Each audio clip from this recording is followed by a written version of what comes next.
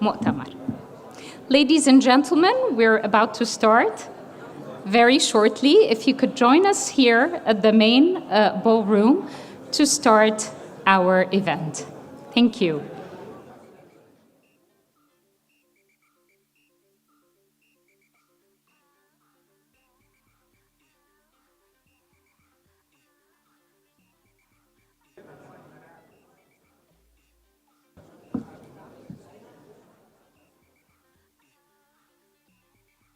نرحب بكم طبعا في حفل إطلاق المعرض الإفريقي للتجارة البينية.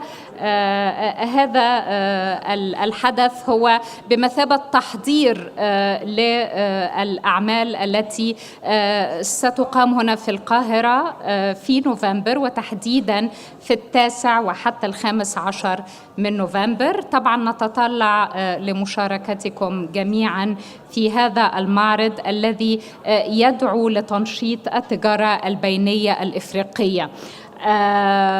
نحن ننتظر اللحظات في هذه اللحظات الأخيرة لحضور المتحدثين وكل المسؤولين المشاركين في هذا الحدث. نرحب طبعا بجميع الحضور من خبراء في الصناعات المختلفة ورواد الأعمال، وأيضا ممثلي القنوات الإعلامية والصحفيين. نرحب بكم جميعا وسنبدأ معكم خلال لحظات. شكرا لتفهمكم. طبعا كانت في بعض الاجتماعات التحضيرية والنقاشات ربما أخذت بعض الوقت الزائد، لذلك تأخرنا قليلا عن الموعد الموجود في الأجندة، فنقدر كثيرا يعني انتظاركم لهذا الوقت.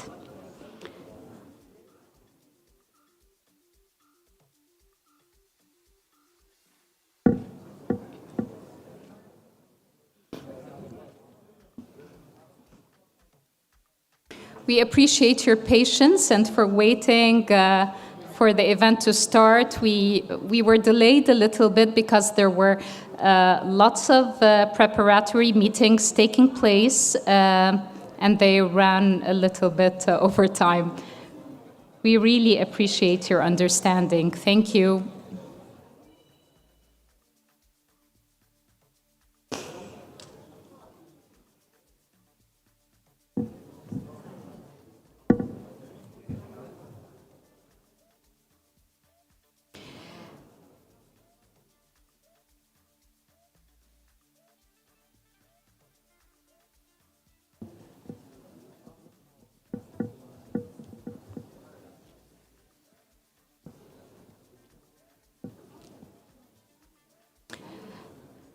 بعض الحاضرين سألني عن إمكانية طبعا التواصل. هيكون في فرصة للتواصل ما بين كل المشاركين بعد انتهاء أعمال هذا الملتقى. هيكون في كوكتيل بارتي أو يعني حفل عشاء خفيف، وهيكون فرصة جيدة جدا لتبادل وجهات النظر وأيضا الحديث حول القضايا المختلفة، وبالتأكيد تكوين صداقات ومعارف جديدة وشركاء في العمل.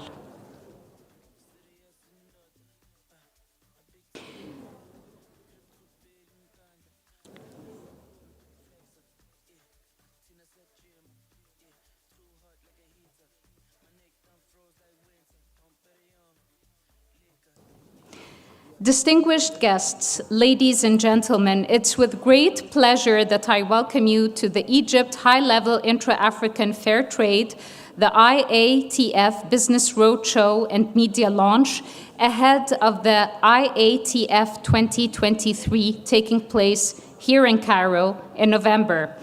My name is Dina Salem, and I'm honored to be the Master of Ceremonies for this prestigious event. This roadshow positions itself as a multi-stakeholder platform to engage and exchange on trade matters.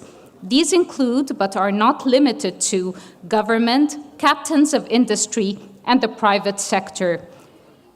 I'm really looking forward to hearing from all of the experts we have on board today and to hearing the discussions and the questions and answers. There's no doubt that Egypt has much to gain from the African Continental Free Trade Area, from trade growth, economic development, industrialization, diversification, substantial employment creation, and so much more. We're counting on your help to make the event interactive through asking questions. I'd like to tell you all that there is simultaneous interpretation in case you need to listen to a different language. أنوه فقط للحضور إنه متوفر لدينا ترجمة فورية بالفرنسية والإنجليزية وأيضاً العربية بطبيعة الحال. ويمكنكم الحصول على أجهزة الترجمة من خلال الزملاء في القاعة بالخلف، وطبعا نحيي الزميلات المترجمات على المجهود مسبقا. Now, I'd like to share with you a few housekeeping matters, as it is always the norm in such events. As courtesy to everyone, please ensure that your mobile is turned off. Following the panel session, we'll be inviting questions from the audience. If you'd like to ask a question, please raise your hand, and I will invite you to speak. And you will be provided with a microphone by one of the event staff so everybody can hear you.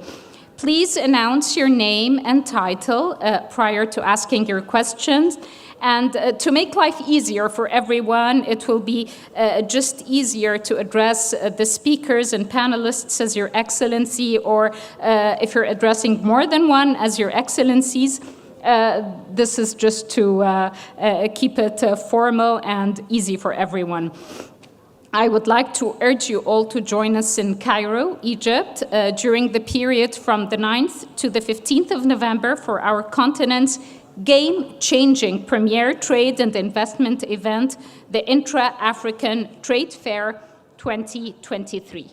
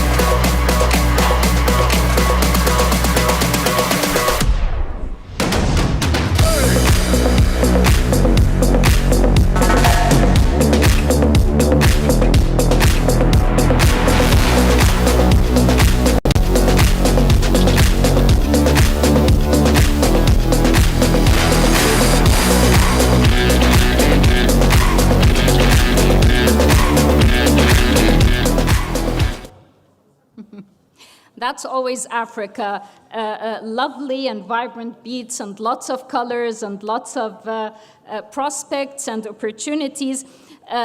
Of course, the IATF 2023 will provide a unique and valuable platform for businesses to access an integrated African market of over 1.3 billion people and with a GDP of over 3.5 trillion US dollars created under the African Continental Free Trade Area. We encourage you to register today to attend the event taking place in Cairo. Join Africa's premier trade and investment event in Cairo, Egypt. IATF 2023 is expected to attract over 1,600 exhibitors from more than 75 exhibiting countries and over 35,000 attendees, and is expected to generate up to 43 billion US dollars in trade and investment deals. IATF 2023 will once again consist of a trade exhibition where countries, large corporates, as well as small and medium enterprises can set up pavilions and exhibition stands, which will enable them to customize their exhibition to fit their unique requirements. This offers private and public entities opportunities to showcase their goods and services. Trade and Investment Forum, the 4-day conference, will feature leading African and international speakers and a variety of sessions dealing with African trade and investment issues. Specifically, the conference will feature dedicated sessions on trade and investment opportunities under the AfCFTA and will also include training workshops covering exporting, standards, and marketing. Creative Africa Nexus platform will showcase Africa's creative economy in fashion, music, film, arts and craft, sport, gastronomy, and culinary arts. The CANEX program will include a Creative Africa Summit and dedicated creative industry exhibition, a B2B and B2G platform. The platform will provide opportunities for matchmaking, business exchanges, and conclusion of business and investment deals. This is supported by a dedicated African Buyers Program. Country Days has sponsorship opportunities and is open to 4 countries. It presents a platform for the 4 selected countries to showcase their trade, investment, tourism, and cultural opportunities. IATF Virtual. This platform showcases goods, services, and investment opportunities on an interactive online platform. The IATF Virtual is currently live and will continue even after the physical trade fair has ended. The Africa Automotive Show will present a platform for auto manufacturers, assemblers, original equipment manufacturers, and component suppliers to exhibit their products and also interact with potential buyers and suppliers. It consists of an auto forum, auto show, and B2B and B2G exchanges. The AU Youth Startup Program will have a dedicated pavilion for youth startups in Africa where they will showcase their innovative ideas, prototypes, goods, and services. The IATF will provide opportunities for matchmaking with venture capitalists, entrepreneurship training, networking among the youth, and other delegates at the trade fair. The IATF 2023 Diaspora Day will highlight commercial and cultural ties between Africa and its diaspora, featuring a diaspora summit, market and exhibition, cultural and gastronomic showcase. IATF 2023 will provide a unique and valuable platform for businesses to access an integrated African market of over 1.3 billion people with a GDP of over $3.5 trillion created under the African Continental Free Trade Area. The African Export-Import Bank, African Union Commission, AfCFTA Secretariat, and the Arab Republic of Egypt invite you to join us from the 9th to the 15th of November at IATF 2023 in Cairo, Egypt. Intra-African Trade Fair, connecting African markets. For more information, visit www.intraafricantradefair.com. طيب زي ما تابعتم للمشاركين المتحدثين باللغة العربية، بنك التصدير والاستيراد الإفريقي أفراكسن بانك يقدم بالتعاون مع مفوضية الاتحاد الإفريقي وأمانة منطقة التجارة الحرة القارية الإفريقية المعرض التجاري الإفريقي الثالث. كما أشرنا ستستضيف مصر في القاهرة في الفترة ما بين 9 و15 من نوفمبر المقبل. هذا سيوفر منصة فريدة وقيمة جدا لكل الشركات الكبيرة والشركات الصغيرة والمتوسطة وكل رواد الأعمال للوصول إلى سوق إفريقي متكامل. نحن نتحدث عن سوق يضم 1,300,000,000 شخص بإجمالي ناتج محلي يزيد عن 3.5 تريليون دولار أمريكي. وطبعا كما تعلمون أنشئ في إطار منطقة التجارة الحرة القارية الإفريقية. نشجعكم وندعوكم ونحثكم على المشاركة لحضور هذا الحدث الهام. زي ما تابعتم حيكون في فعاليات مختلفة وفريدة وفرصة للتعرف على الأسواق الإفريقية، الأسواق الواعدة واللي بتتسابق كل دول العالم أن تكون لها موطئ قدم فيها. زي ما ذكر في الفيلم للتسجيل حضراتكم ممكن تزوروا الموقع الخاص بذلك وهو www.intraafricantradefair.com. وخلال اليوم هنذكر حضراتكم يعني كل التفاصيل المرتبطة بالتسجيل لأنه مهتمين جدا تكونوا مشاركينا في هذا الحدث الهام. طيب يعني الآن لا نريد أن نطيل لأننا بالفعل تجاوزنا الوقت المحدد. خلينا حاليا نتعرف أكثر على ملامح هذا المعرض.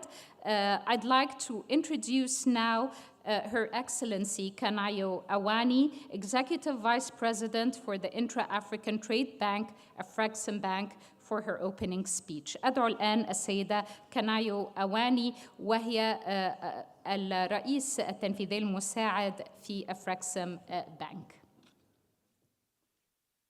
The floor is yours, Ms. Awani.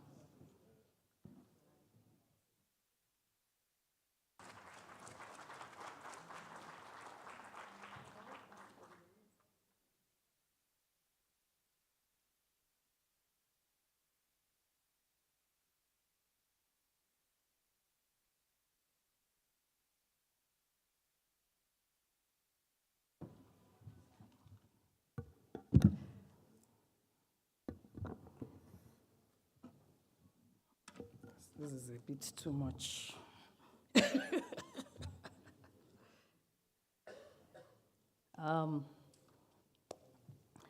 Please let me start. Good afternoon, everybody, and I'll start by acknowledging some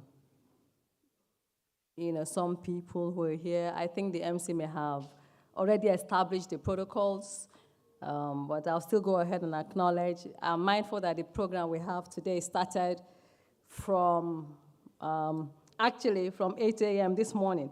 Let me acknowledge the presence of His Excellency President Olusegun Obasanjo, former President of the Federal Republic of Nigeria and Chairman of the Intra-African Trade Fair 2023 Advisory Council. I'll also acknowledge Honorable Yahya El-Wathik, the Deputy Minister of Trade and Industry representing the Minister of Trade, Professor Benedict Orama, President and Chairman of the Board of Directors of AfCFTA Bank, Her Excellency Ms. Baleka Mbete, Founder and Chairperson of the Board of Trustees of the National Liberation Heritage Institute of South Africa, NALHISA, and former Deputy President of the Republic of South Africa.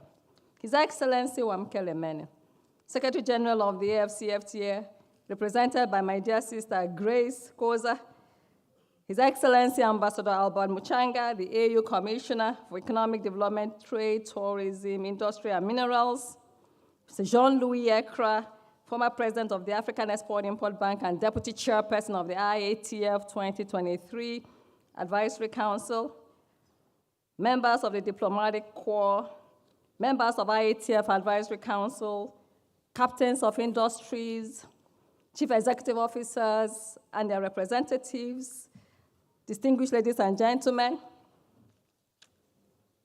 and members of the press. A very good afternoon to you all.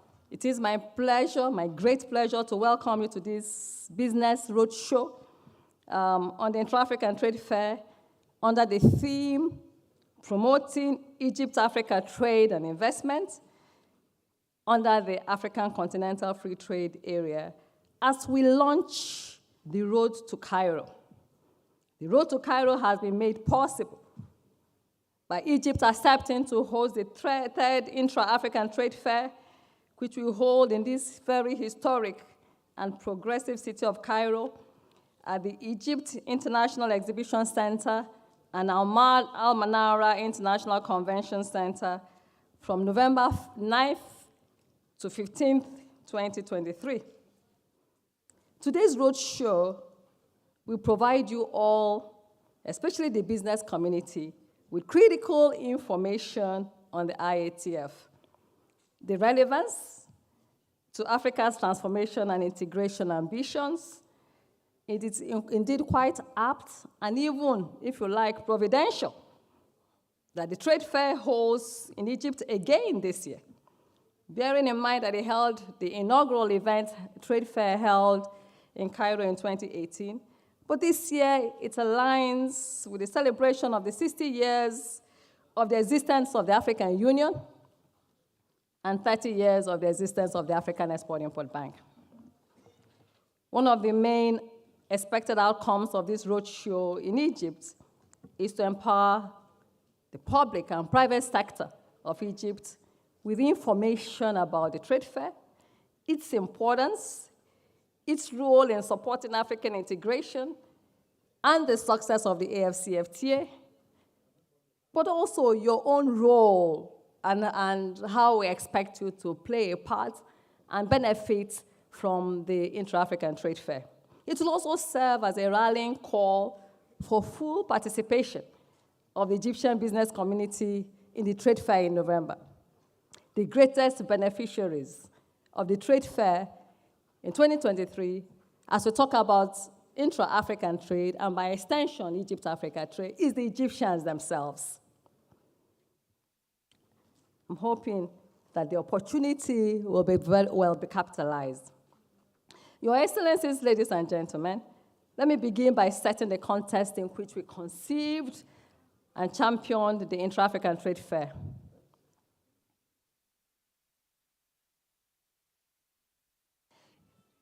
In 2013, African heads of state and government adopted Agenda 2063, the Africa we want, as a blueprint for transforming the continent into an integrated, prosperous, and peaceful Africa driven by its own citizens, but also representing a dynamic force in the international arena.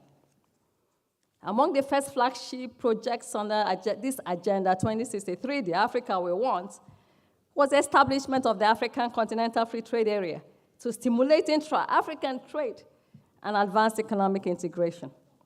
The historic agreement established in the AfCFTA was signed in 2018. It entered into force on 30th of May 2019, and under which trading commenced on the 1st of January 2021.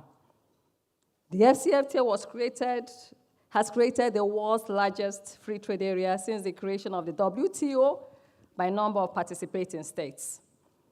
United as a single market, the AfCFTA creates a market of 1.3 billion people, combined GDP of over 3.5 trillion. It makes it the 5th largest economy globally in terms of GDP. The AfCFTA promises to revolutionize trade, reshape markets across the region, and boost output in the manufacturing and services sectors. It will fundamentally transform trade, Africa's economic structure, reduce our continent's reliance on the export of raw and primary material commodities.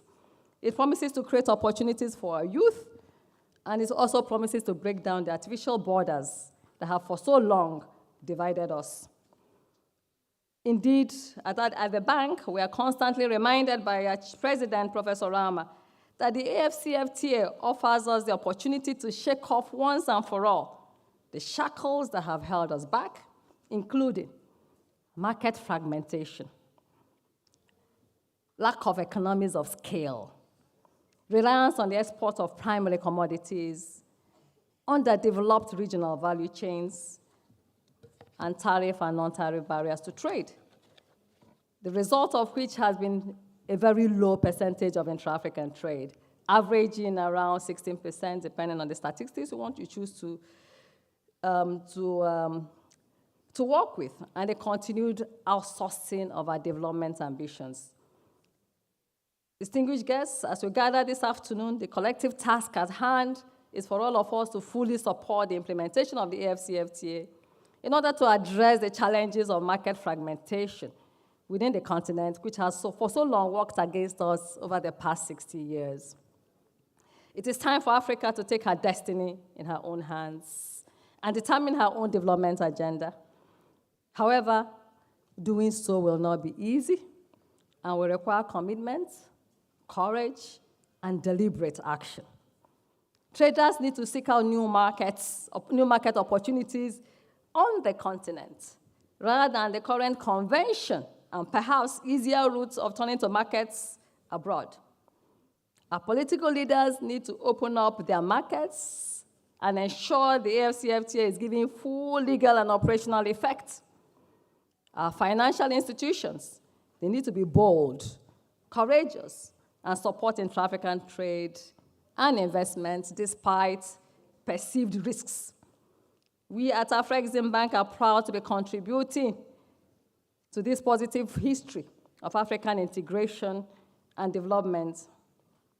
We are at the forefront of supporting the AfCFTA, and we have developed a number of financing and facilitation instruments to support intra-African trade. We have so far, well, it will not be, I won't be correct to say so far. We've disbursed more than $20 billion in support of intra-African trade within our 5th strategic plan between 2017 and 2021. We disbursed more than $20 billion for intra-African trade alone on a revolving basis. We have also developed our 6th strategic plan, extending the frontiers, and we have also deliberately plan to disburse $40 billion in intra-African trade and investment financing. We started in 2022 and to end by 2026. Ladies and gentlemen, AfCFTA seeks to be the go-to development partner as Egypt builds solid export manufacturing capabilities and capacities, as well as domestic and international or domestic and continental supply chains to facilitate the increased flow of goods and services across the borders of Africa. As the 2nd largest economy in Africa, Egypt has a vital leadership role to play in promoting intra-African trade and investments, as well as it is so well suited for production and services distribution to expand its African trade footprint.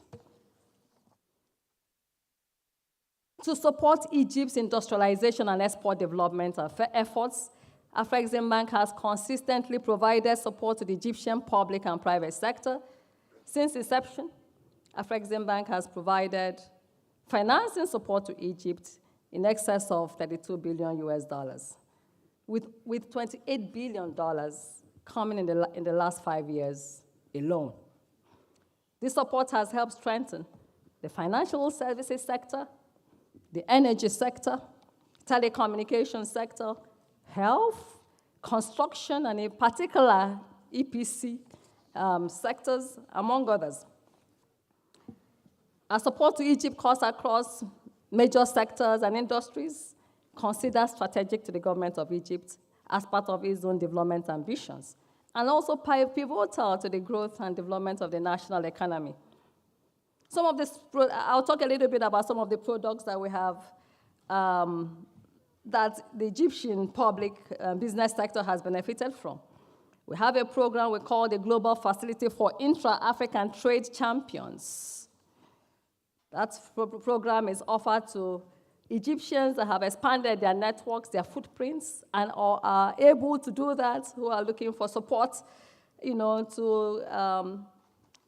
to enable them with financing, to give them payment assurances, to help them enable them open market access, and even other forms of technical assistance, across multiple countries in Africa.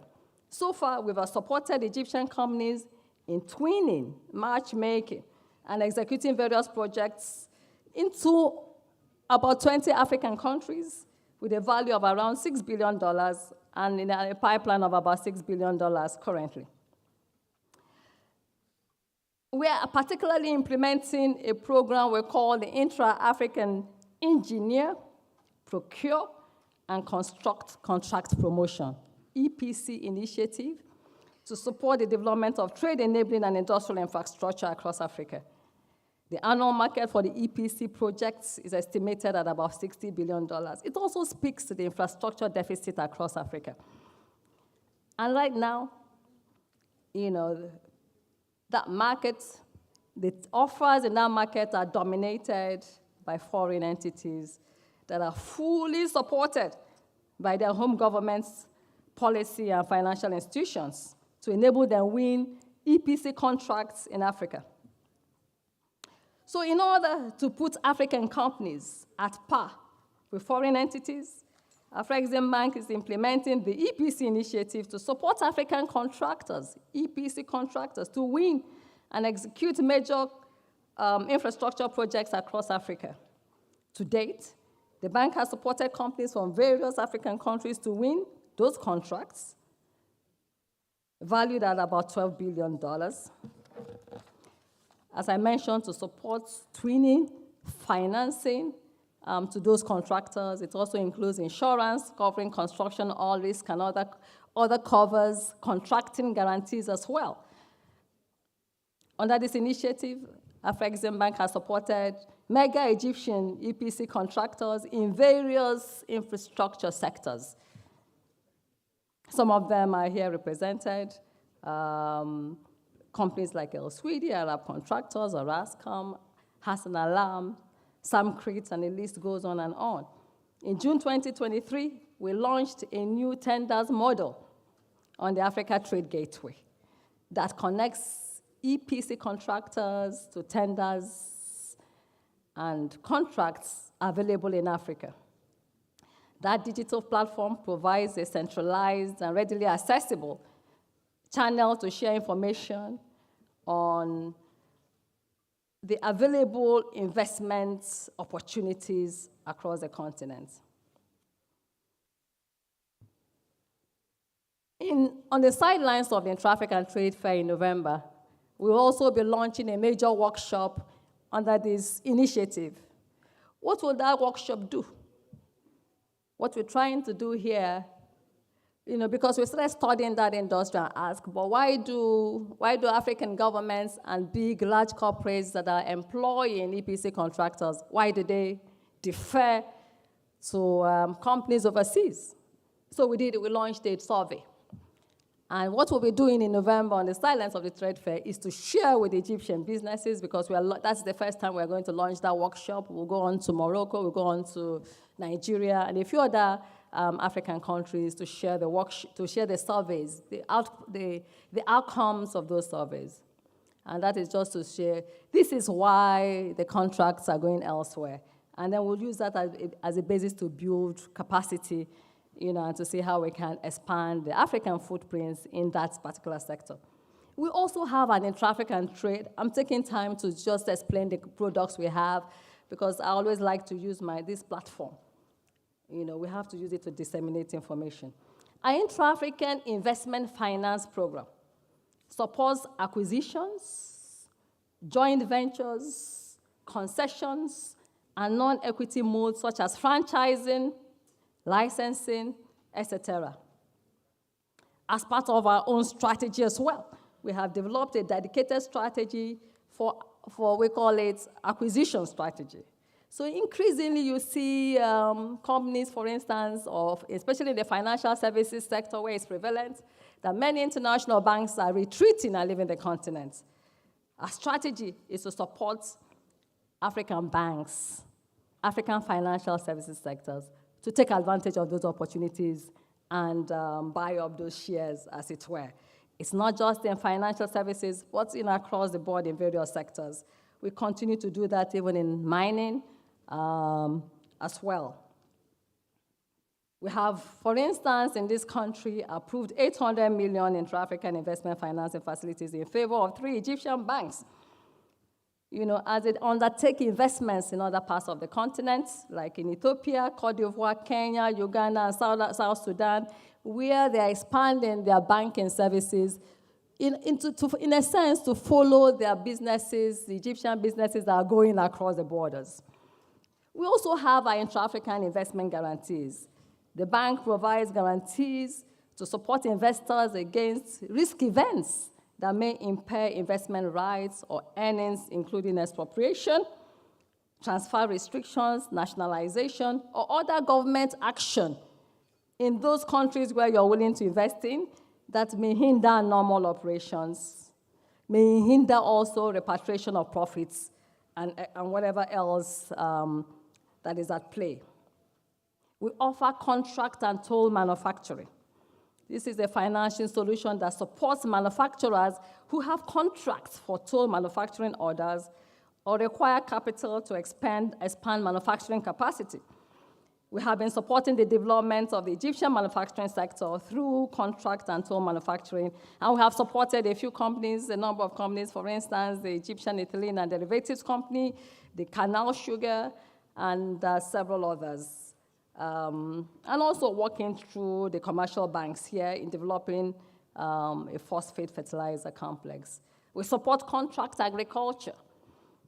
We support businesses, agri-businesses that have contracted or are contracting out to farmers, to support the agricultural sector. The products, our interventions in Egypt cut across various sectors, and time will not allow me to go through all of them, whether it is in the health sector, as we provided a $2 billion facility to assist the African continent to deal with the issues of COVID-19 vaccines, supporting the energy sector here, or rather the oil and gas sector, as well as the telecom sector, Egypt Telecom, and several other opportunities, some other sectors that were supported. We have developed, I think the message here is to say that we've developed a menu of products, interventions, practical products to support intra-African trade and investment under the AfCFTA. Just a few days ago, on the sidelines of the Afrexim Bank annual meetings, we launched the African Trade Gateway, ATG, which is a digital ecosystem to facilitate intra-African trade. The ATG hosts digital assets such as the Pan-African Payment and Settlement System.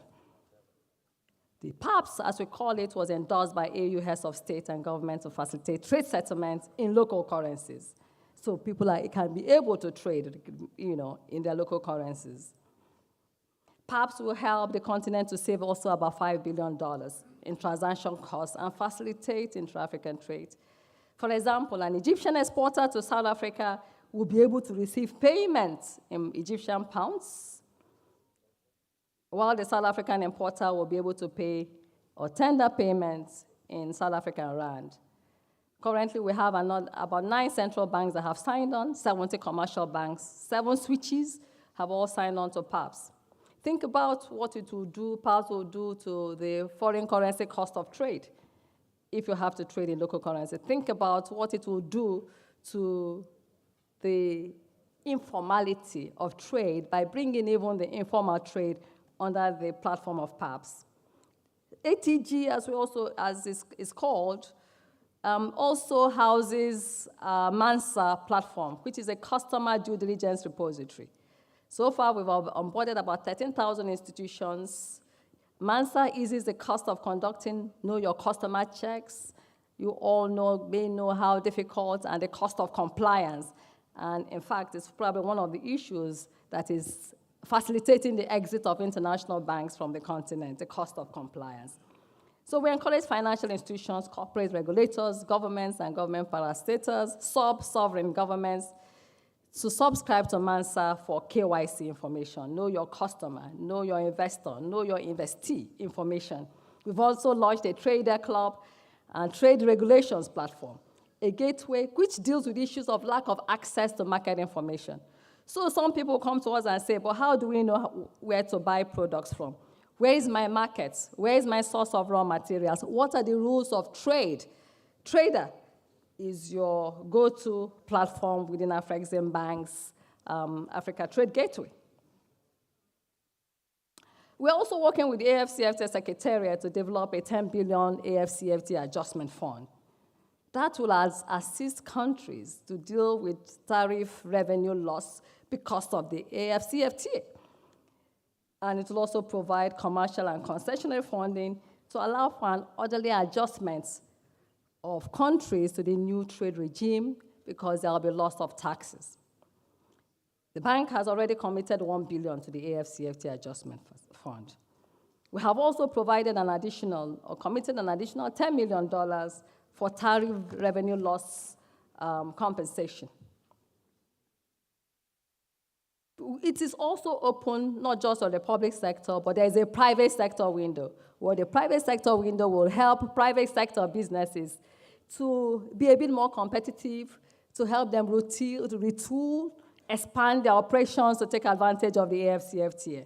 So that's also available, as is available is also the transit guarantee, what we call the African Collaborative Transit Guarantee Scheme, which will facilitate the movement of goods under a single transit bond to support trade. So with this, it is possible to move goods from Cape Town to Cairo under a single transit bond, rather than having to post a bond at each border. The bank has set aside $1 billion for the entire continent, of which $200 million is earmarked for the Comesa region, to which Egypt belongs, where this scheme is currently being piloted. That scheme alone will lead to cost savings, transit cost savings of more than $300 million per year. We are also working with the African Association of Automotive Manufacturers, African Union and AfCFTA to develop a viable automotive industry in Africa. We cannot speak about industrialization without thinking automotive. A vehicle comprises of about 30,000 parts. You need about 200 supplier firms in one vehicle.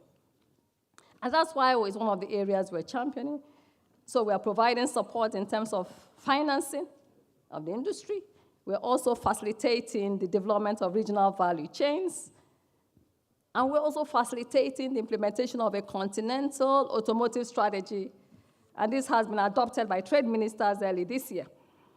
We also understand that Egypt has developed its automotive policy, and we're happy to work with relevant stakeholders to ensure, to facilitate its implementation. We're also supporting SMEs, women and youth. I had to say that. We want them to also participate in the AfCFTA.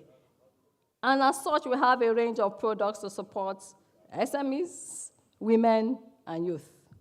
You may have seen the video that played and the work we are doing with the creative industry, among others. The creative, aside from the fact that the bank has a dedicated SME development program, a strategy of its own to support SME development. We also have financing instruments to support SMEs. We're doing a lot with the Egyptian businesses, financial sectors in the area of factoring, and if I may come back to the CANEX, the creative industry, it has seen us support the film production, fashion designers. We have supported designers from the continent and the Caribbean to participate in Portugal and Paris fashion shows. We have supported even pop-up stops in Manhattan and in New York of African businesses. We have also partnered with the likes of Art de Egypt, Egypt Fashion Week, Luxor African Film Festival, across different sectors. The bank is also in the process of implementing facilities to United Media Services, which is probably the largest media conglomerate in Egypt. It manages media representation of Egypt's most influential print, digital, and broadcast media channels. We have also partnered with the Design School of Azafami to create jewelry courses and provide capacity building to young creatives in Egypt and across the continent, and even around the world. We also have a dedicated diaspora strategy. The bank inaugurated the African Caribbean Trade and Investment Forum that took place in Barbados. Some of you here participated from the September 1st to 3rd in 2022, that aims to foster development of strategic partnerships between the business communities in Africa and the Caribbean region.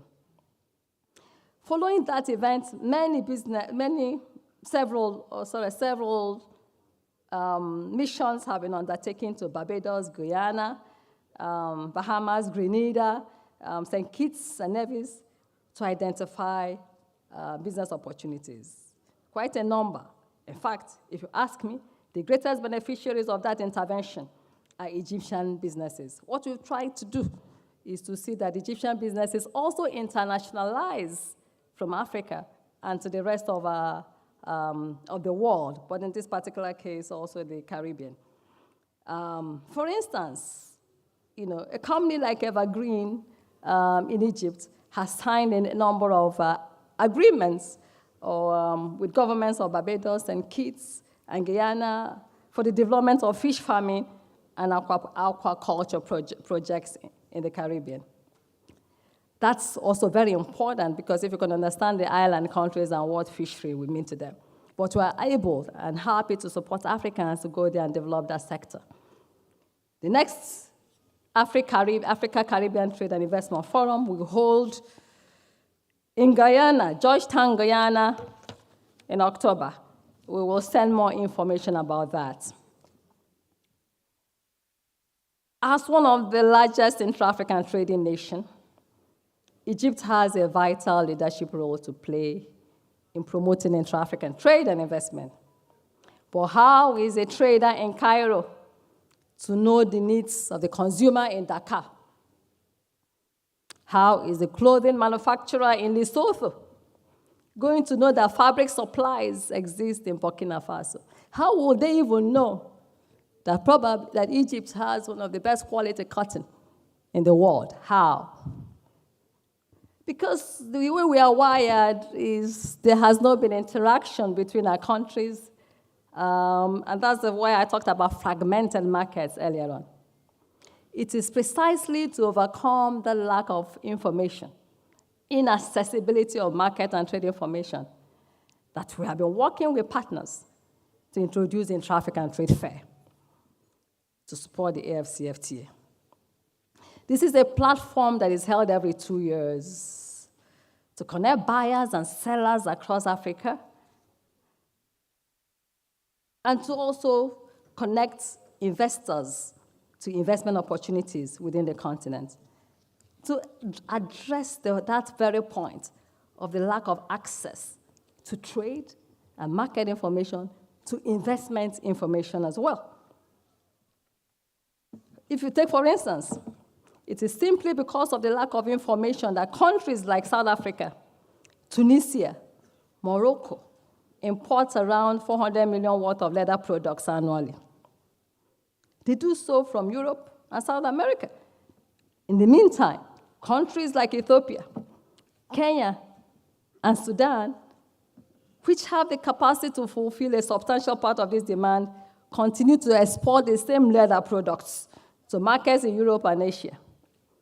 Similarly, West African countries import meat products more than 3 billion annually from Argentina and Australia, while South Africa, while Sudan, while Mali, Namibia, Chad can supply that demand. So it is on that note that we have our work cut out for us. And we all have to be deliberate in making it happen. And that's the essence of the Intra-African Trade Fair, which held the inaugural one held in Cairo in 2018 very successfully. And we even we built on that to have a more successful one in IATF. We called it IATF 2021 in Durban last year. Collectively, those two editions brought together more than 2,500 exhibitors. But in terms of participation, Durban alone had 13,000 visitors physically in 2021 in Durban. Another 12 or 13,000 were there virtually because we have a virtual trade fair. So you can imagine what the 13,000 visitors will make, at least, the impact it will make on this economy and in terms of trade and market opportunities. Again, very important. Those two editions have generated over $74 billion of deals. It gives a glimpse at the immense opportunity that exists for intra-African trade. Durban alone was about $42 billion in terms of trade. In terms of how Egypt has directly benefited from the trade and investment deals that I just talked about, in 2018, out of the deals worth about $32 billion in favor of Egypt, in favor all overall, Egypt accounted for almost $5 billion of that.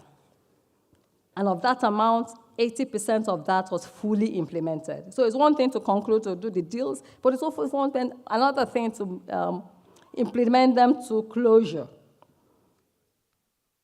One of the major deals we originated during that fair was a financial advisory mandate with El Swedi and Arab contractors on the 3 billion Rufiji Dam and hydropower plant in Tanzania.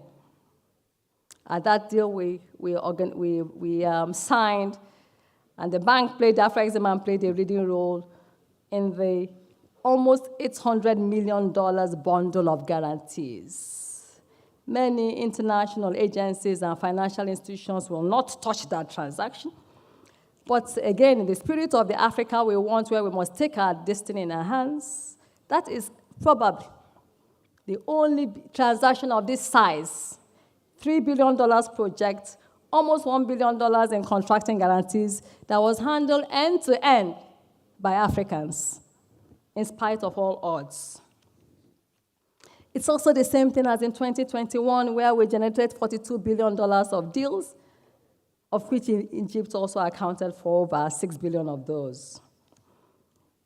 In terms of the overall participation across all verticals, the additions also attracted participation, as there are also non-African countries that participated as well. We always insist that non-African countries that participate must be in the context of investment goods, capital goods as well. There are several verticals of the trade fair, B2Bs, B2Gs. We also host buyers, because we are mindful that the trade fair, one of the successes of the pillars of a successful trade fair is to have buyers come in so that they can also interact with the sellers or the exhibitors.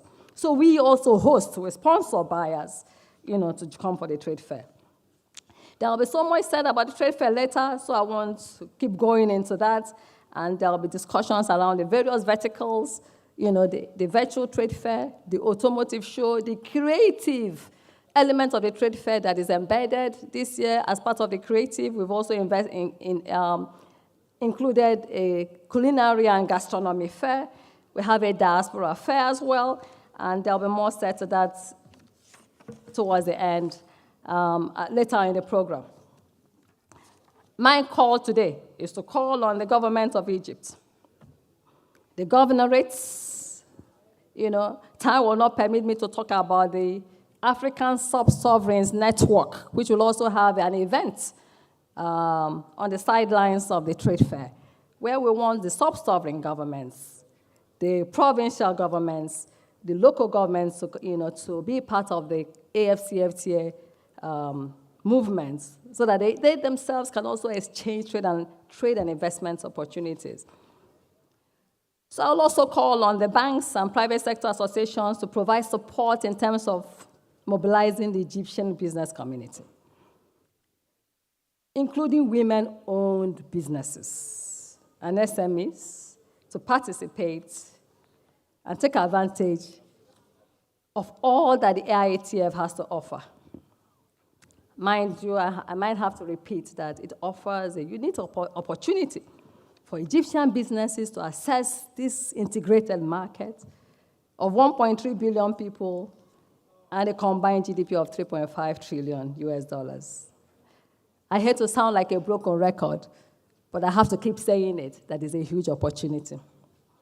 As you can see, we have various interventions from the bank, and the bank has become a veritable project and trade finance supermarket.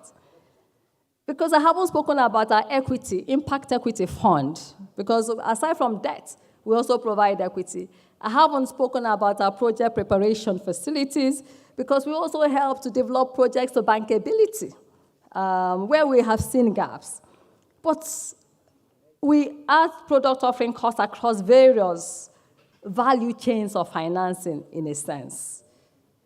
Let me, as I step aside, reiterate that we stand as AfCFTA Bank committed to supporting intra-African trade and investment. And in so doing, we are committed to supporting the government of Egypt and the Egyptian private sector to ensure that there are adequate resources, both financial and non-financial, in place to not only adapt to a world of continued turbulence, but also to thrive in the new business environment created by the AfCFTA.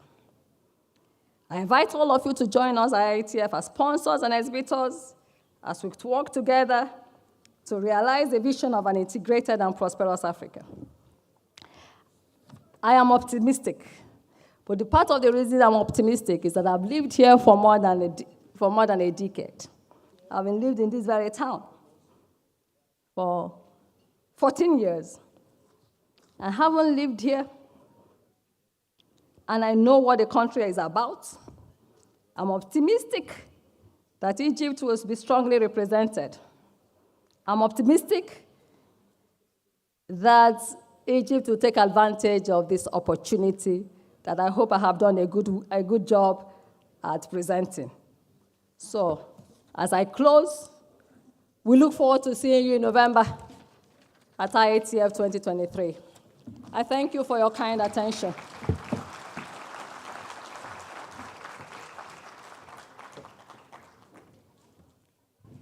Thank you very much, Mrs. Awani, for your comprehensive address.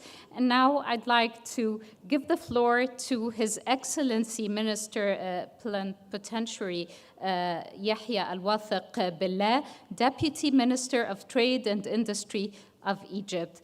أحب أن أقدم الآن كلمة الوزير مفوض تجاري يحيى الواثق بالله رئيس جهاز التمثيل التجاري ونائب وزير التجارة والصناعة فليتفضل لكلمته الافتتاحية.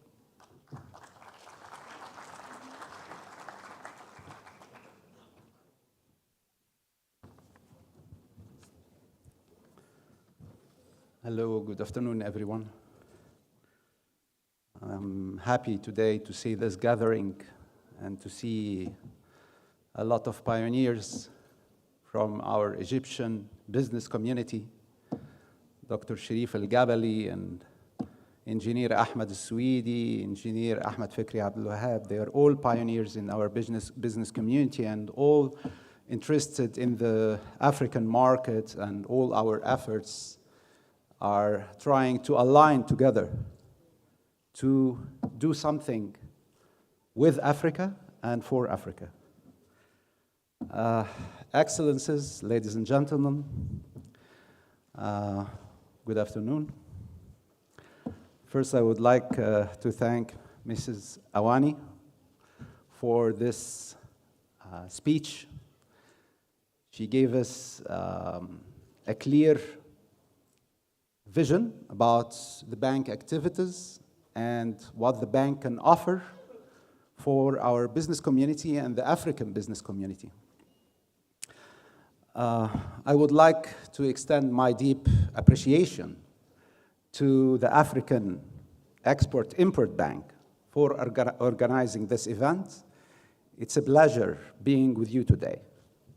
And I would like to take the chance to thank the African Exim Bank for its efforts and initiatives which helped to develop economic ties between Egypt and the rest of Africa. Afro-Exim Bank has a special role to support the intra-Africa trades by many tools, such as organizing the Intra-African Trade Fair, the IATF, in collaboration with the African Union and the African Continental Free Trade Area Secretariats, which is a promising chance to provide a unique and valuable platform for businesses to access an integrated African market of over 1.3 billion people with a GDP of over 4 trillion US dollars, created under the African Continental Free Trade Area. And let me say here that it is an honor that Egypt will host the third edition of the IATF this year, which is a unique opportunity for the gathering of representatives of major African companies and to conclude deals that achieve commercial, industrial, and investment integration in the African continent. Ladies and gentlemen, I would like to take the opportunity to mention the great support provided by the African Exim Bank to the African countries through its outstanding and unique initiatives and programs to boost intra-Africa trade and to help countries decreasing side effects of international crises we are facing nowadays, such as the launch of the Ukrainian Crisis Adjustment Trade Financing Program for Africa. It's a great program of great facilities and credit facilities that the bank has developed to manage the impacts of the Ukraine crisis on African economies and businesses with a budget of $4 billion. In addition, another one of these unique initiatives is the Pan-African Payment and Settlement System, the PAPS, that was launched by the bank and adopted by the African Union as a payment and settlement platform to underpin the implementation of the African Continental Free Trade Area, which considered as an adjustment facility to support all African countries in effectively participating in the African Continental Free Trade Area. Ladies and gentlemen, Egypt seeks to explore more areas of cooperation with the Afro-Exim Bank in light of the comprehensive and sustainable development process currently underway in Egypt, notably in supporting small and medium-sized enterprises, financing Egypt's strategic imports, and enhancing Egyptian exports to Africa, in addition to encouraging the bank's involvement in financing national projects currently being implemented in Egypt. And I would like to mention here the current cooperation between the Egyptian Commercial Service, the ECS, and the bank to hold an international conference in collaboration with the Ministry of Transportation to discuss new opportunities to boost the intra-trade between African countries by creating new solutions out of the box to the obstacles facing African exporters related to the maritime shipping of the products that is made in Africa. Ladies and gentlemen, I would like to conclude with a message. In Egypt, we are committed to playing an active role in helping strengthen regional ties and building greater economic integration across the continent. And we can't achieve these goals without cooperation with our main development partners, which is considered as one of the main pillars that has a crucial role in prosperity of our African nations. Thank you so much and wish you a great event.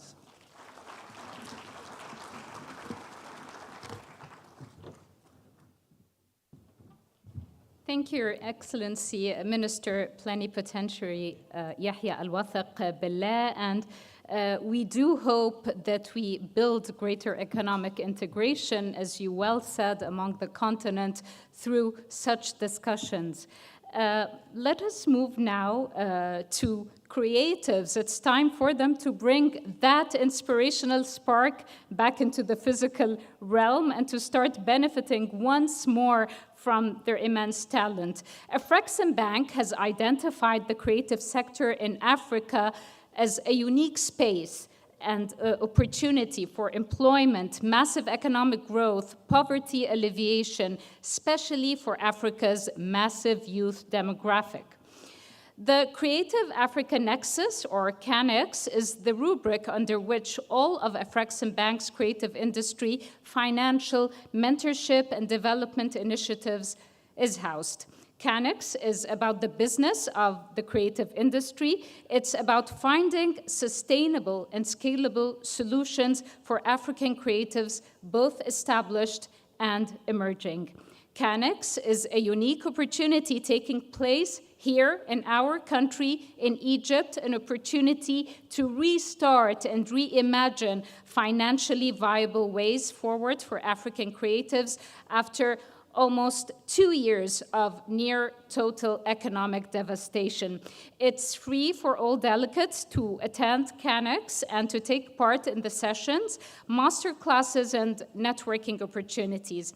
CANEX, as was mentioned by Her Excellency Mrs. Awani, will be held during the IATF 2023, and it's truly an event not to be missed for any creative form, any sector who is serious about a long-term career within this exciting space, and we look forward to seeing you at the event in November. كما كنا نتحدث منذ قليل، أفراكسن بانك ينظر للقطاع الإبداعي في إفريقيا على أنه مساحة فريدة للنمو الاقتصادي الهائل وأيضاً التخفيف من حدة الفقر، بالذات بالنسبة للشباب في إفريقيا. Creative Africa Nexus أو CANEX كاختصار هي المظلة الكبيرة التي تضم جميع المبادرات المالية والتطويرية للصناعات الإبداعية في أفراكسن بانك، وتتناول كل ما يتعلق بالإبداع وإيجاد حلول مستدامة وقابلة للتطوير للمبدعين الأفارقة سواء كانوا مبتدئين أو راسخين في المهنة. طبعاً نريد أن نوصل رسالة أن كانكس هي فرصة فريدة جداً تحدث هنا في بلدنا في مصر، هي فرصة لإعادة البدء وإعادة تصور طريقة مجدية مالياً، ونضع تحت مجدية مالية عدة خطوط للمبدعين الأفارقة خاصة بعد الظروف الاقتصادية المتردية التي شهدها العالم. هو حدث لا يجب تفويته لأي مبدع في أي قطاع من القطاعات ولكل شخص جاد في مهنة طويلة الأمد في هذا الفضاء المثير، ونحن نتطلع لرؤيتكم في هذا الحدث. لنتابع الفيديو ثم نواصل أعمال هذا المؤتمر.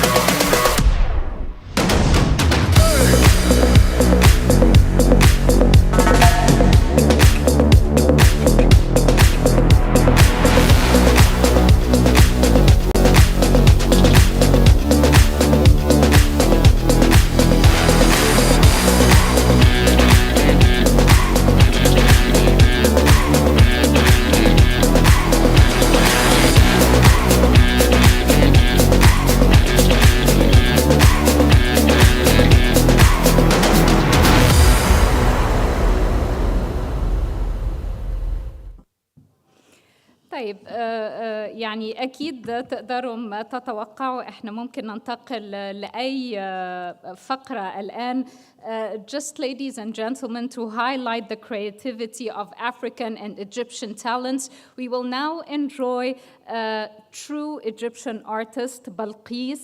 She plays oud in a very untraditional way. She mixes the Oriental beats, the traditional Oriental beats, with live electronic music.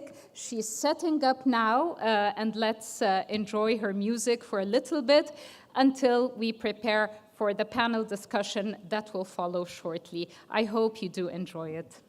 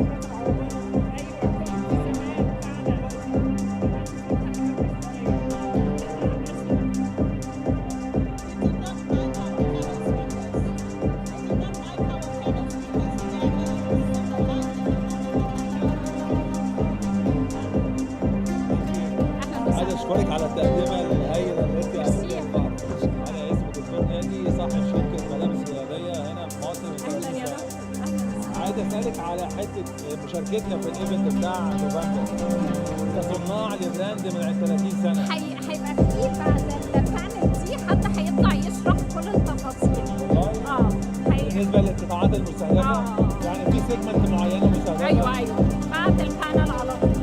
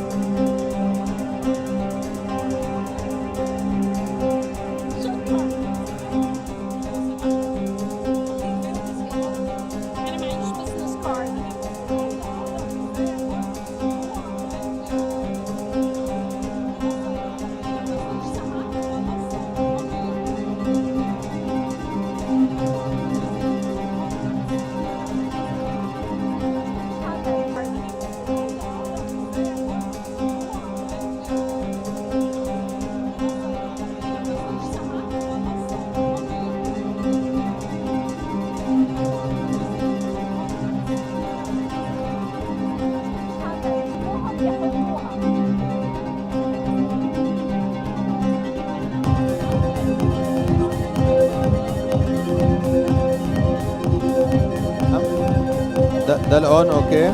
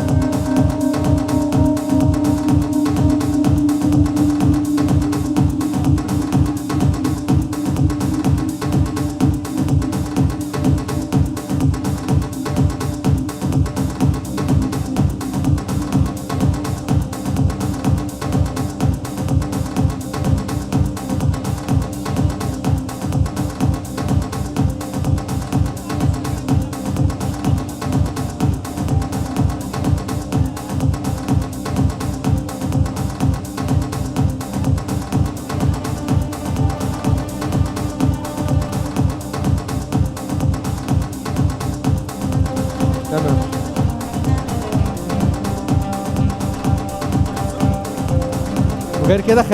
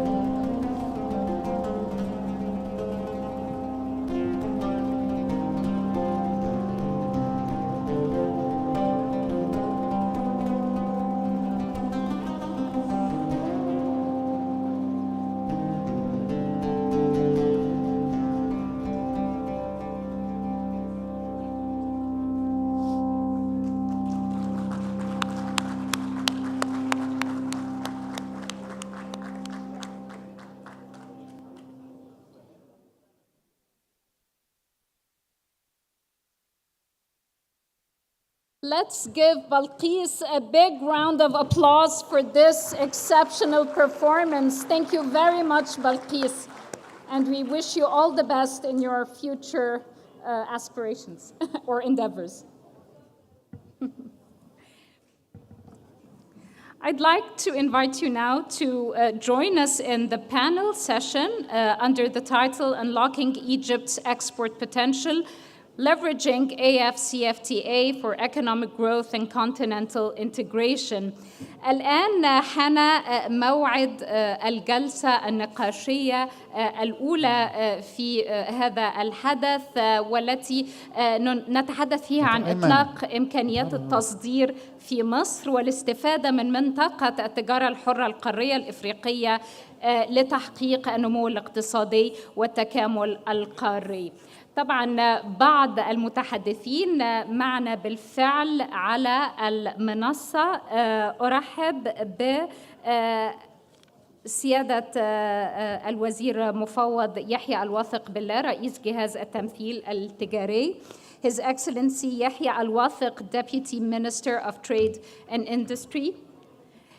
أرحب أيضاً and I welcome to the stage Dr. Ahmed Fikri Abdel Wahab, Vice President, African Association of Automobile Manufacturers أو الرابطة الإفريقية لمصنعي السيارات. We would also like to invite Mrs. May Assel, Chairperson, Egypt Expo and Convention Authority. نحب أن ندعو الأستاذة مي عسل رئيس مجلس إدارة الهيئة المصرية للمعارض والمؤتمرات. أنا أعلم أنها كانت في الصفوف الأولى، ربما يعني خرجت لبعض اللحظات وستنضم إلينا على الفور. Mr. Ayman Al-Zoghbi, AG Director, Intra-African Trade Bank, AfCFTA Bank. We welcome you. طبعا السيد أيمن الزغبي رئيس قطاع تمويل التجارة البينية الإفريقية بالبنك الإفريقي للتصدير والاستيراد AfCFTA Bank. Mr. Ahmed Sadiq Al-Swedi, President and Chief Executive Officer Al-Swedi Electric. We welcome you on stage. طبعا السيد أحمد صادق السويدي، المهندس أحمد السويدي معنا، وسنتحدث كثيرا عن قطاع الطاقة. Last but not least, Mr. Ahmed Hanafi, Founder and Chief Executive Officer TLT Concepts. السيد أحمد حنفي المؤسس ورئيس مجلس الإدارة ل TLT Concepts. طيب، أرحب بكم جميعاً وفي انتظار الأستاذة مي عسل حتى تشرفنا لنطرح بعض الأسئلة لنبدأ بها الحديث. أبدأ معك السيد يحيى الواثق بالله. طبعاً نريد أن نعرف بداية يعني أهم القطاعات في مصر والتي ستكون مرشحة للاستفادة من المنطقة. Let's run this in English because I noticed that the majority of the attendees speak in English, and we do have translation if anybody needs translation in French and Arabic. أذكركم بوجود ترجمة فورية لأنه هذه الجلسة ستنعقد باللغة الإنجليزية. Your Excellency, let's start with the main sectors in the Egyptian economy that will take full advantage of the AfCFTA. Thank you. Actually, we have a lot of sectors to offer to Africa. We are talking, if you are talking about exports, we have chemicals, fertilizers, pharmaceuticals, plastics, marble, granite, ready-made garments, you name it. But if we are talking about the cooperation between Egypt in the African markets, we have investors, the Egyptian investments in Africa reached $12.9 billion in the last year, till the last year, nearly $13 billion. We have pioneers, Egyptian pioneers working in Africa, like Engineer Swedi, like Dr. Sherif El-Gabali, Orascom, Hassan Allan, you name it. We are also going into different other tracks, like the education track with Africa, to host students from Africa in our schools and our universities. In the medical field, we are offering the medical services for our African fellows and citizens to come to Egypt to get advantage of the enhanced medical field in Egypt. Also pharmaceuticals. We are talking about not only exporting pharmaceuticals, but also building some factories in Africa for pharmaceuticals. We are trying now to also communicate and find a way to ease transportation among the African region, to find ways and means to enhance our intra-trades through facilitating the transportation, means of transportation. So there are a lot of sectors and means of cooperation with the African market and our brothers and sisters in Africa. And I'm happy to work, not only me, but as the ministry and the ECS and our colleagues in the business community, to work with the AfCFTA Bank in order to explore all the ways, all the means to enhance our trade and our investment cooperation in the African market. Excellent. I'd just like to recognize Mrs. May Assel, Chairperson, Egypt Expo and Convention Authority. We welcome you on stage and very delighted you're joining us in this panel. Thank you. I'm honored actually to be in here. Thank you very much. Since you've talked about sectors, Your Excellency, let's move to the automotive sector. And we're very much interested to know, Dr. Ahmed Fikri Abdel Wahab, as a Vice President of the African Association of Automobile Manufacturers, do you believe that Egypt can actually become a hub, an automobile hub for Africa? Let me start by thanking the AfCFTA Bank for hosting this event and for the IATF, because we, the AAAM, the African Association of Automotive Manufacturers, we've been very closely working with the AfCFTA Bank in developing a Pan-African strategy. There is an opportunity. This industry, as Mrs. Awani said, is all about scale. And to capitalize on scale, you need to coordinate efforts. So you need to have a Pan-African policy where there is complementarity. And what we're doing right now is we're focusing on hubs for manufacturing. So we have a hub in Morocco, we have a hub in South Africa, we have a hub in Egypt that has potential to grow, and we're going to work together with the African partners in developing this. The African Association of Automotive Manufacturers has developed a policy, and we've submitted this policy to the Council of Ministers in Botswana, and they've approved this policy. This policy has been the work of the AAAM advisors, as well as the AfCFTA Bank and the African Union, the United Nations Economic Commission for Africa, and the AAAM has contributed to this, and the countries have contributed to forging or formulating this policy. So we see complementarities happening. Let me give you an example of what we're doing in terms of industrial partnership with South Africa. South Africa right now has a market of around 600,000 vehicles. That's new market registrations.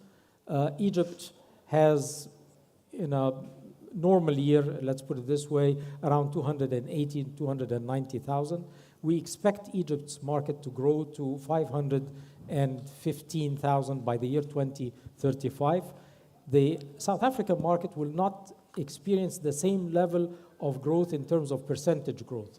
So what we're doing is we're finding gaps in Egypt, we're finding gaps in South Africa, and we're focusing on filling the gap so that we can have good integration between the two countries. Let me just give you a flavor of where we are with Africa. Morocco, sorry to interrupt, Morocco is quite self-sufficient in that sector. That has developed, and of course, component manufacturers follow volume, they follow scale. And what we're trying to do now is to build scale in the hubs that we're talking about and make sure that feeding industries are in the neighborhood countries that are close to the OEMs. Let me just give you some interesting figures about what's happening in Africa. Africa is now the last frontier, if you will, of substantial growth and increase in the market. Mm-hmm. India has a population of 1.4 billion. GDP per capita is around 2,300 US dollars per capita. Vehicle sales is 3.8 million units. Africa, the entire continent, has a population of 1.4 billion. GDP per capita is 2,000 plus US dollars. Vehicle sales, 1.1. That is 1/3 of what's happening in India. And let me just say that India, back 20 years ago, had a market of 1.3 million. So over the span of the next 10, 15 years, We're hoping that we can grow the figures in Africa so that we can reach 4 million manufactured in Africa for Africa. That is our goal. Beautiful. There is definitely a lot of opportunity here in Africa with a huge market and a great opportunities on all levels. Let me move to Mrs. May Assel, Chairman of the Egypt Expo and Convention Authority. In your opinion, how important are events like the Intra-African Trade Fair in increasing business ties among African markets and in increasing opportunities for manufacturers on all levels, of course? I mean, in Egypt has been the hotspot recently, has been the hotspot for several important exhibitions and conferences, both in Africa, Middle East, and also in the Mediterranean area. Egypt has hosted lots of events and provided top-notch facilities with the conference centers and the exhibition areas that we provide in here. It would help all the exhibitors in here to show or to exactly, yes, it's to show a good impression of their brands or whatever they are branding. Mm-hmm. In Egypt, in here, we have several suites, several areas for exhibition, several conferences halls, like in Manara, in CICC, in the new administrative capital center, in several places over the North Coast, as well as in the Red Sea. Over the years we have been focusing on organizing events and hosting events with several of the African committees, organizations like the African Exim Bank, like the Egypt Africa Forums, Arab Africa Forums, and so on. And I believe that with this or during this event, we can try to measure the intra-African trade and the access and the market access opportunity. We can try to measure it, and we use it as a positive, encouraging indicator for the success of the upcoming event. Mm-hmm. Thank you so much for your insights.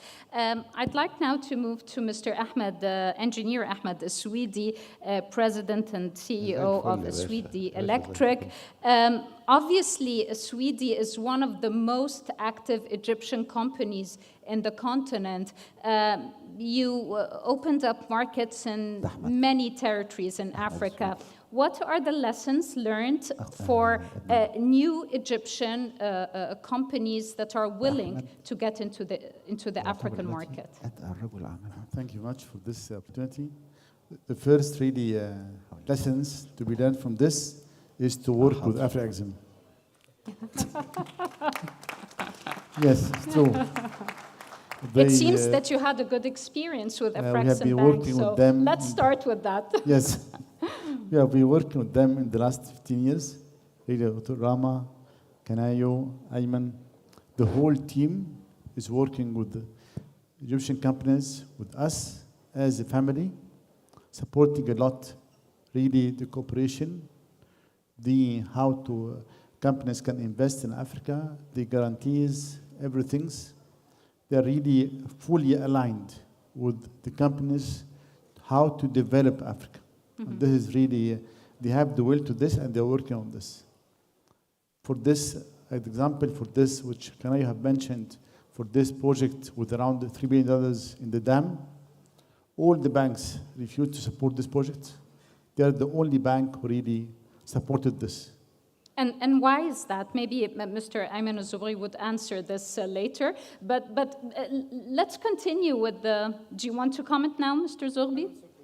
Okay, let's continue with the lessons learned, and then we'll get to that part. Yes, so really, it's really a great success, great cooperation, not only with us, with a lot of Egyptians, a lot of African companies, how they're supporting this.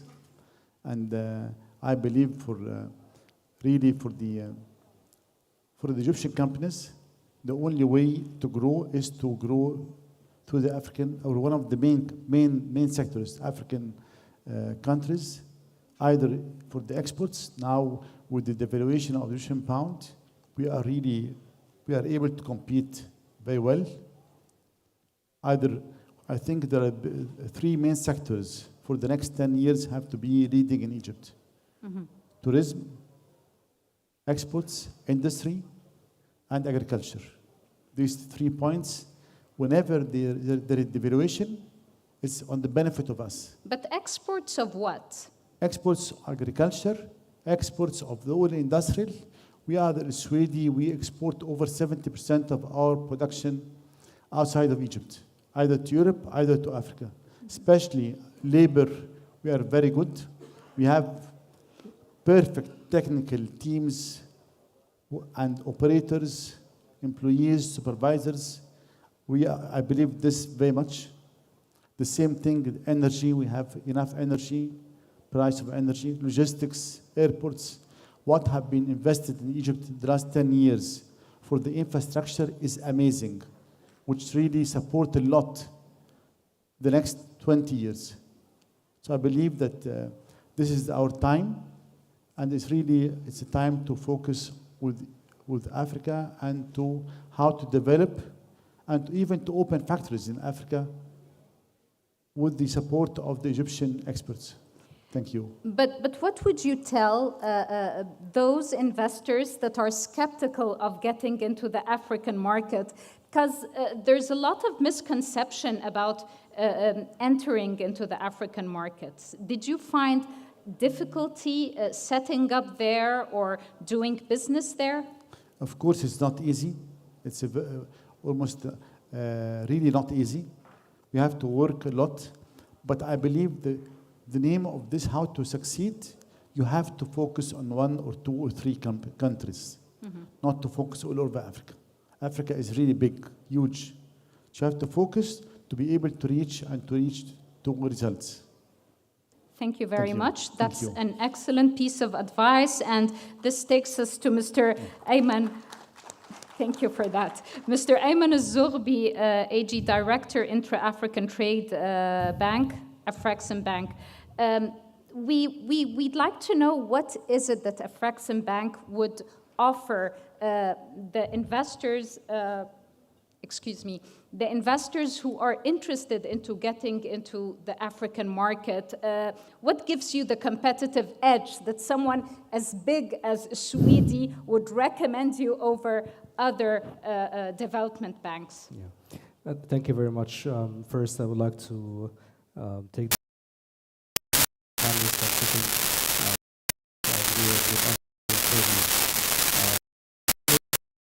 very detailed speech was the honor allowed to the back of about AfCFTA Bank. This really gives very little for me to say or to promote about the bank and what we can do with the Egypt companies. And some might say that we've been doing a lot with Egypt because I'm Egyptian myself and I'm trying to promote Egyptian companies, which is partly true. But more importantly, that Egypt is really very well positioned to take advantage of every initiative under intra-African trade or to promote intra-African trade. As Egypt was launching its national plan to grow its footprint and grow its relationships in Africa, AfCFTA Bank at the same time was developing its own strategy, which is spearheaded by the intra-African trade pillar. So our main strategy is to promote intra-African trade, and that's why in every initiative the bank has done and every product that the bank has developed to promote intra-African trade, Egypt and Egyptian companies were the most beneficiaries of that. So we've helped Egyptian companies to grow in the construction sector, and of course on top of them is El Swedi, Rascom, Hassan Allam, Samcrete, and many others. We've worked with them, and as we developed our EPC initiative that EVP talked about, Egyptian companies benefited of more than half of the value of the contracts that we helped facilitate. More than $6 billion were in favor of Egyptian companies. When we are supporting the African banks to grow their footprint across Africa, we also worked through and with Egyptian companies to do that. when we tried to even to grow the bank's geographical expansion into the Caribbean region. It was also Egyptian companies who took the most advantage and became partners with the bank in penetrating that market. So we really have a wide range of products and services initiatives that we deploy, that we have developed specifically and deliberately to promote intra-African trade. We can help investors by providing investment guarantees to help de-risk the opportunity to encourage them to do investments across Africa, and we worked with a lot of Egyptian companies in this regard. We can provide payment guarantees to also facilitate payment of export opportunities. We can provide also trade services to Egyptian banks, and we've done a lot with many Egyptian banks. So really we have a wide range of products, a number of very good initiatives that we can offer to many African companies, but more importantly, we need companies to be as courageous and as ready as Egyptian companies to be able to benefit from that. And that's why we've been able to do a lot with Egyptian companies. That's all beautiful, but let me say that any bank would be more than happy to work with the likes of Swedi, Orascom, Sam Creed, Hassan Alam. They are huge entities and huge companies. What is it that you offer to the smaller businesses? No, we do work a lot with the smaller companies, but also on the big companies, we not only finance them, we finance their African counterparts so that they can execute project there. Mm-hmm. And that's our main competitive advantage. We go where nobody else would go. We're probably the only financial institution that is financing countries of high perceived risk, and also we do that working with Egyptian companies. So our competitive advantage is that we not only finance the big companies, but we help them to execute projects in other African countries by taking the risk of those other African countries, providing financing to those high-risk markets. And we provide trade information advisory services as well. So not only we provide the financing, not only we do the facilitation or twinning, we also provide trade information. We help bridge the gap of the lack of market information for companies to be able to trade and expand in other African markets. And with SMEs, we also helped our Executive Vice President talk about our SME program. Mm-hmm. But more importantly, in countries like Egypt, we try to support export trading companies to help the SME sector to grow and expand across Africa as well, to be able to export. Many of those companies that are producing do not have the market know-how or the logistics know-how to export in other African markets, and that's why we try to help and invest and promote export trading companies in Egypt to collect products from various Egyptian producers and then disseminate those products across Africa. So this is really the competitive advantage and edge that we have. Thank you very much for that. I'd like to move now to Mr. Ahmed Hanafi, Founder and Chief Executive Officer, TLT Concept. And please give us a glimpse first of the wide variety of businesses that are included in the TLT Concepts, because it's really interesting what you're doing. Thank you very much. We specialize mainly in gastronomy and hospitality. We're a local company here from Egypt. All our brands are homegrown, created by enthusiastic Egyptian people. Our main line of business is restaurants and hotels, boutique hotels. Less than 50 rooms always, not more than that. And this year we started venturing outside of Egypt. We are doing a couple of projects in Greece and a couple of projects in Dubai as well. Mm-hmm. It's really interesting because the hospitality sector and the services sector has a lot of room to grow in Egypt and in Africa. What is it that you hope to achieve through such events and giving creative ideas to the industry players in those sectors? I think there's a huge potential for growth in that sector in Africa in general and Egypt specifically. I think we've come a long way in the past 10 years when it comes to gastronomy and hospitality and the level of services that's been offered in Egypt. Africa as well has so much potential, so much room for growth. The resources that are in Africa that are needed for success in such a sector are all there. It just needs a bit of hard work and a bit of creativity to be able to achieve international standards and even exceed them, I think. In any country we go to, we find Chinese food restaurants, Greek, Italian, French, for sure. Even Asian has been very popular in the past few years. With the immense diversity in Africa and the different flavors and styles in Africa, do you think that we have a chance to dominate this huge industry worldwide, or even have a good piece of the cake, if we can say?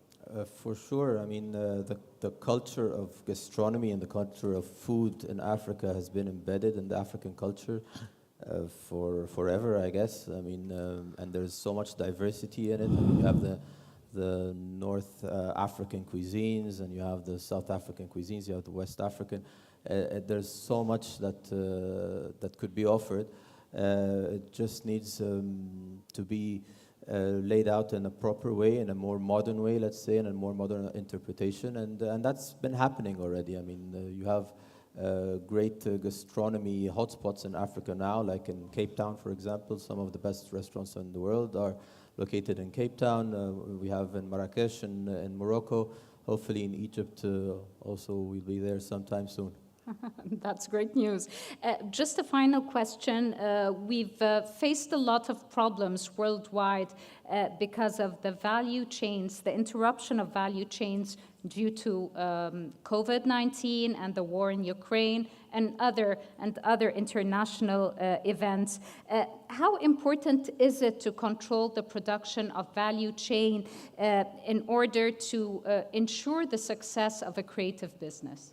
You need to be always creative when it comes to the changes that come your way. You have to be flexible and take in any changes in the value or supply chain that you would get, and just try to adapt very quickly with trying to maintain the quality and the standards that are possible, that you have to maintain. That's all.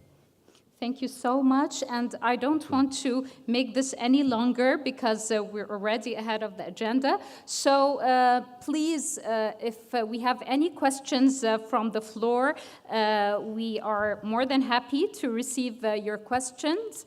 And I know before the session started, there was a young entrepreneur, Noor Syufi. I think she had a question regarding setting up her business in Africa. If she can make herself known to the event staff. Okay, until she is located, let's have questions from the floor. لو أي مشارك يحب يطرح أسئلة على المتحدثين في الجلسة، احنا دلوقتي عندنا وقت ناخد بضع أسئلة. مفيش أسئلة؟ بس اتفضلي. هنديكي الميكروفون وأستأذن حضرتك تعرفينا بنفسك والجهة اللي بتمثليها.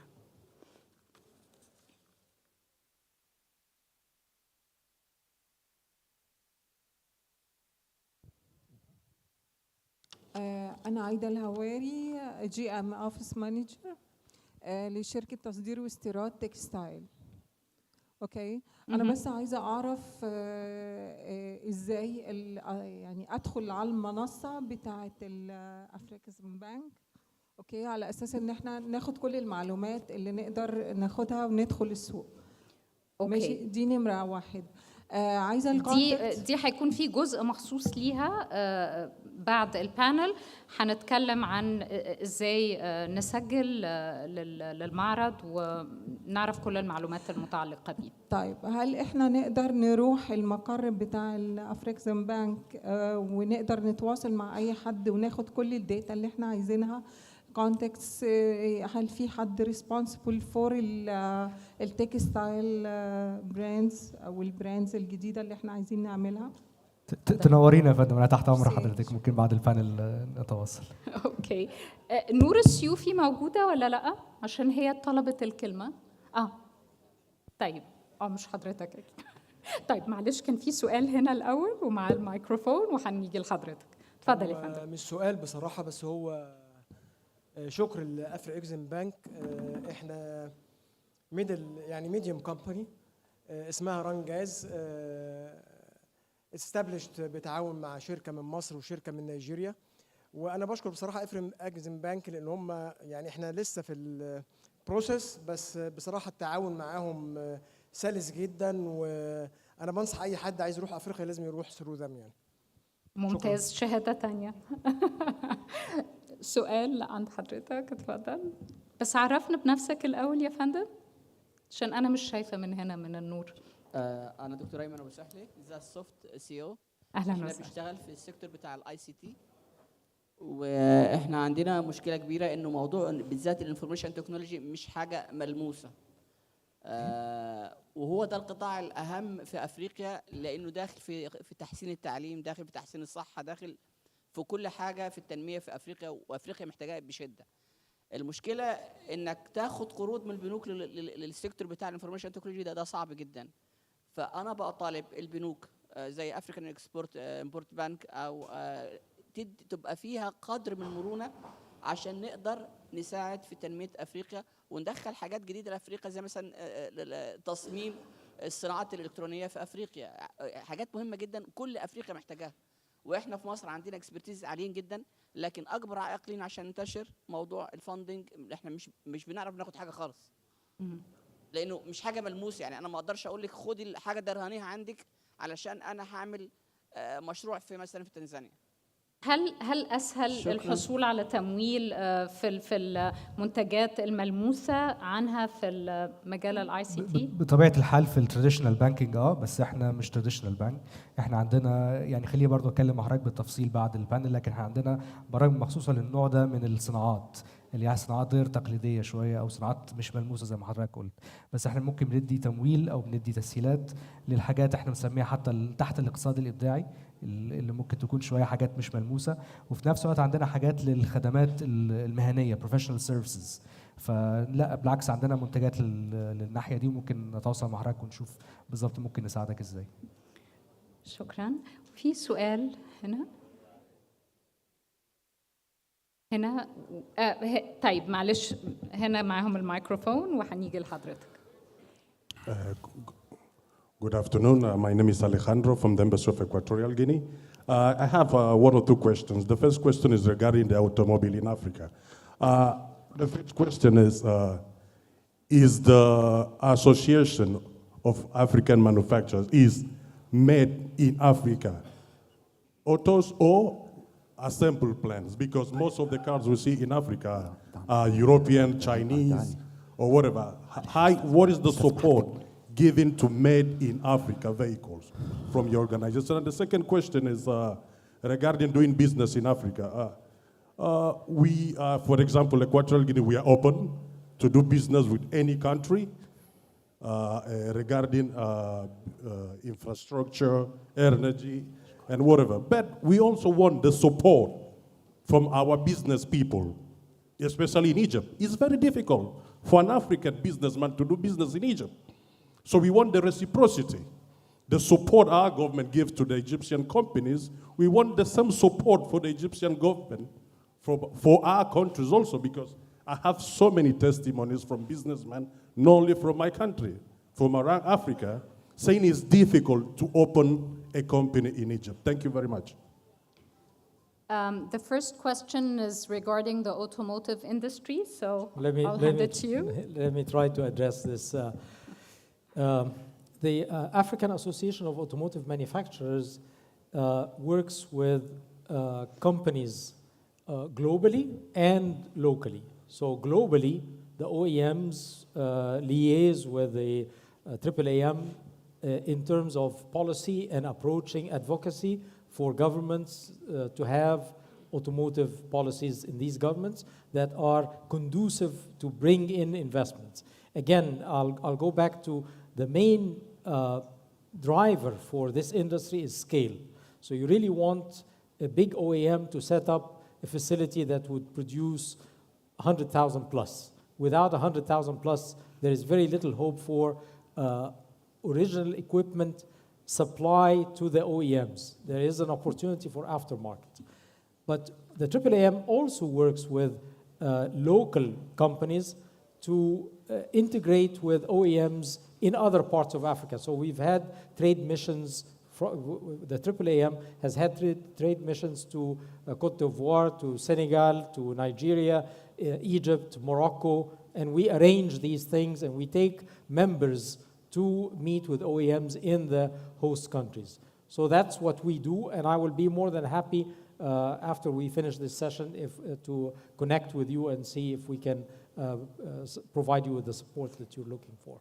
I will pass the other question. Thank you for that, and I will pass the other question to Your Excellency, Yahya Al-Wathiq Billah. Is it easy to do business in Egypt?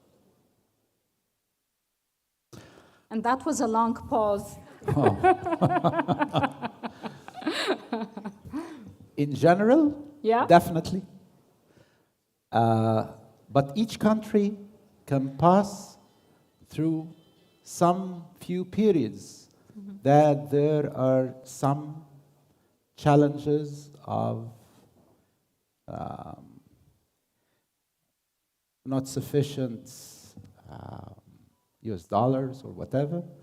But in general, Egypt is one of the easiest countries to do business in Africa. You have a lot of information that is available to the investors. You have regulated systems. You have laws and regulations. You have different agencies that can support the investors and support the traders, whether exporters or importers, to path or reach their goal.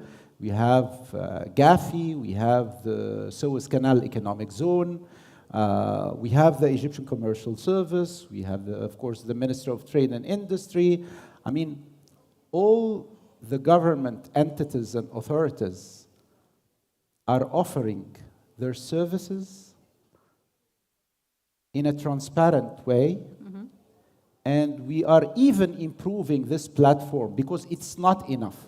Yes, we can say we are better than maybe other regions or other countries, but we need to do more and more in doing business to enhance our ranking in the international rankings. Definitely. Thank you, Mr. Zohbi. Yes. This is exactly why we do these kinds of events. And this is exactly why we're doing the Intra-African Trade Fair. And I thank very much the gentleman from Equatorial Guinea to come and to ask those questions, because this is why we're doing this. We want to bring Africans together to have this kind of conversation. As much as Egypt would love to see Egyptian experts going to Equatorial Guinea and Egyptian companies doing something there, and we're helping in that. We're working with the Swede, for example, in Equatorial Guinea. We're working with Petrojet and Arab contractors and doing the refinery in Equatorial Guinea. But at the same time, Egypt has to understand that there are other African countries or African companies who want to come to Egypt and invest and do something. And that's why we're here today. And I would like you to continue that conversation with the Egyptian government, please, to see how you can do things more in that regard and how we can help as a bank for this. This is a great example of why intra-African trade is important. Absolutely. Thank you. We have one final question from the gentleman here. We need the microphone. You have a question. You know, the lights are right in my eyes, so I couldn't see. I'll have to give it to him because he's been standing and. Thank you. Thank you. دكتور مهندس محسن القاضي. أنا هتكلم بالعربي عشان بس السؤال لأحمد بيه. اتفضل يا فندم. أنا دكتور مهندس محسن القاضي، رئيس مجلس أمناء مؤسسة مصر للتنمية ورئيس مجلس أمناء مدارس المتفوقين. كان في اتصال مع البنك بخصوص التقنية اللي تولتها المؤسسة، تقنية وتكنولوجي بسيطة. خدنا منها بعض المشروعات في مبادرة حياة كريمة، وحاولنا الاتصال بالبنك، واقدر اقول اسم شخص معين في البنك اتصلنا بيه، مستر اوبي، عمل هذه التقنيه وبعض المشروعات. ودي التقنيه اللي احنا عملناها في القرى البسيطه اللي في مصر، ونفس الفيلد ونفس البيئه اللي ممكن ننقلها لبعض الدول وبعض الكوميونيتيز اللي تزيد عددها عن 10,000 نسمه. ودي تقنيه احنا مجموعه من الاساتذه والبروفيسور في الجامعات. هذه التقنيه تم تنفيذها في 22 قريه مصريه. فدي تقنيه اولا تكنولوجي بسيطه، وفي نفس الوقت التكلفه منخفضه، وكل المراحل الخاصه بهذه التقنيه هي في الانفراستراكشر عموما. يعني قدرنا ان احنا ننفذ بها عده مشروعات في مبادره حياه كريمه. فلو في امكانيه ان هذه التقنيه دي تتوائم مع المستوى التعليمي المتوسط، وعملنا تدريب للمشغلين لهذه المحطات بالكامل. متشكر قوي. شكرا لحضرتك مهندس محسن القاضي، وانا اعتقد انه استاذ ايمن الزغبي هيكون عنده شرح كتير يقدمه بعد البانل، الا لو حضرتك عندك حاجه سريعه. طيب الامور الداخليه الخاصه بالبنك استاذ ايمن الزغبي هيرد عليها. One final question from the gentleman here، وانا اسفه على ان انا ما شفتش حضرتك في الاول. معلش في الاول ان انا بتكلم بالعربي، ولكن انا كنت حابب اعرف من استاذ احمد باشمهندس احمد دور الرابطه مع سياسه توطين السيارات المصريه في التواصل مع الدول الافريقيه، وازاي نقدر ان احنا في ظل ان احنا بنوطن صناعه السيارات وصناعه السيارات الكهربائيه في مصر، ان احنا نستغل الاستغلال الامثل الدول الافريقيه المجاوره، ونستغل الاتفاقات التجاريه في سواء ان احنا بنقول دايما ان احنا عايزين نصدر للاسواق المجاوره وبنحط عيننا دايما على افريقيا، في ظل في نفس الوقت برضه عايزين نعرف ازاي نقدر نستغل الامكانيات اللي موجوده عند الدول الافريقيه وصناع المعدات الاصليه، او كما ندعوهم في مصر الصناعات المغذيه. يعني ازاي نستفيد على كلا الصعيدين في ظل ان احنا طول الوقت بنجتمع مع كبرى شركات السيارات، وحاليا بيتم وضع خطط او بيتم وضع مسودات لخطط للتصنيع، سواء توطين في المنطقه الاقتصاديه في قناه السويس، او سواء ان احنا نضخ استثمارات زياده في المصانع الكبرى اللي موجوده بالفعل في السوق المصري واللي بيمتلكها شركات من اكبر شركات السيارات عالميا. شكرا. اتفضل يا دكتور. That's I don't know where to start answering the question because it's really a very loaded question. But I'll go back to September 2021. A delegation from the AAAM came to visit Egypt and had a meeting with the Prime Minister.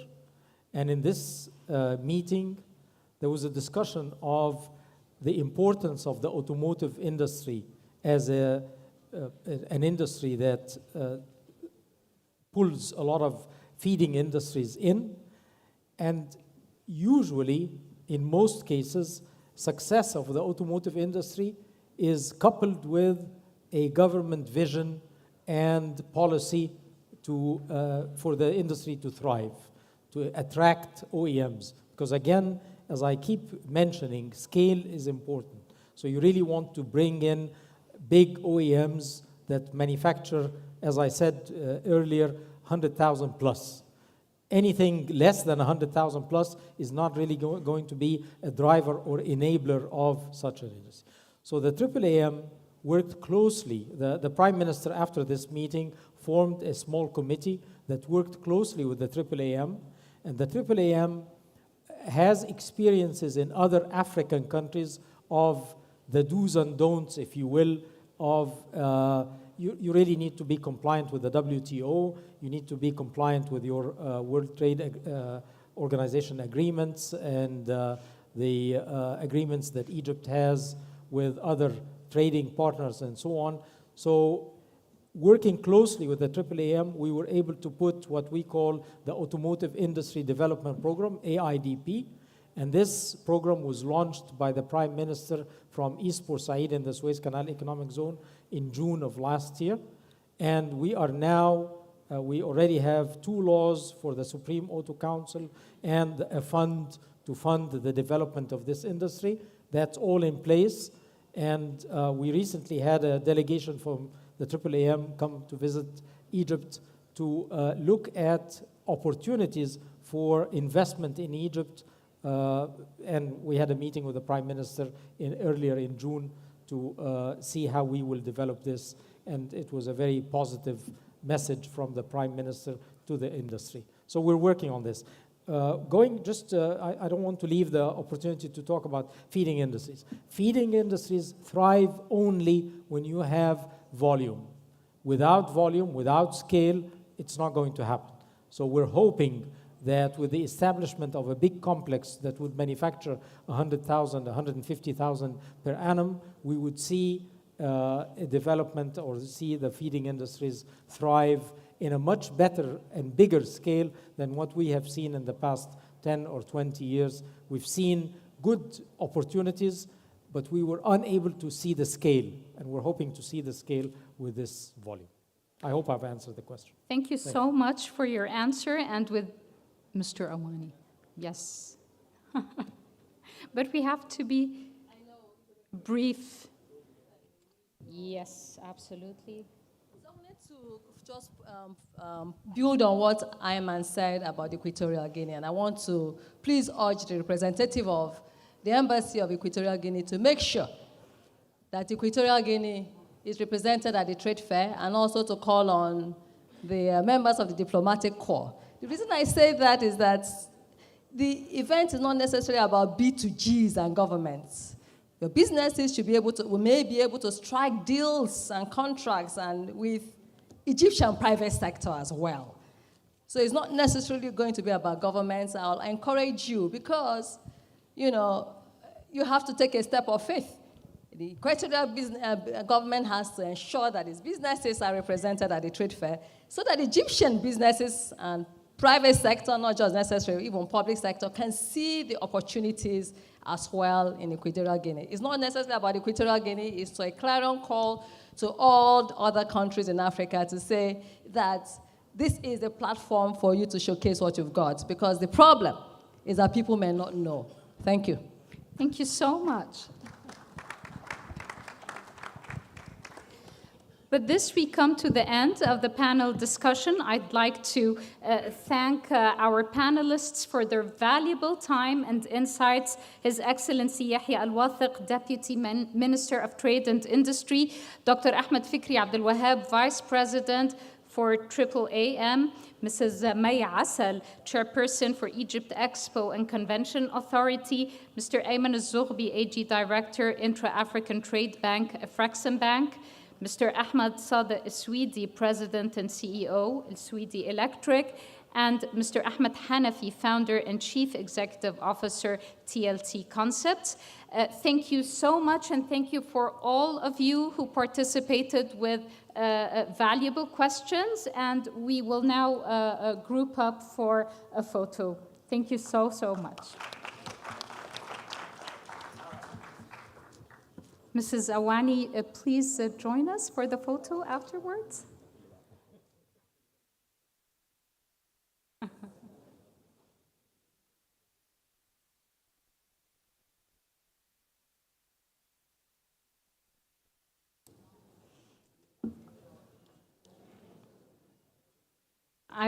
أنا تلقيت أسئلة كتيرة جدا من المشاركين بخصوص الريجستريشن. هنرد عليه حالا لو تنتظروا معنا للحظات.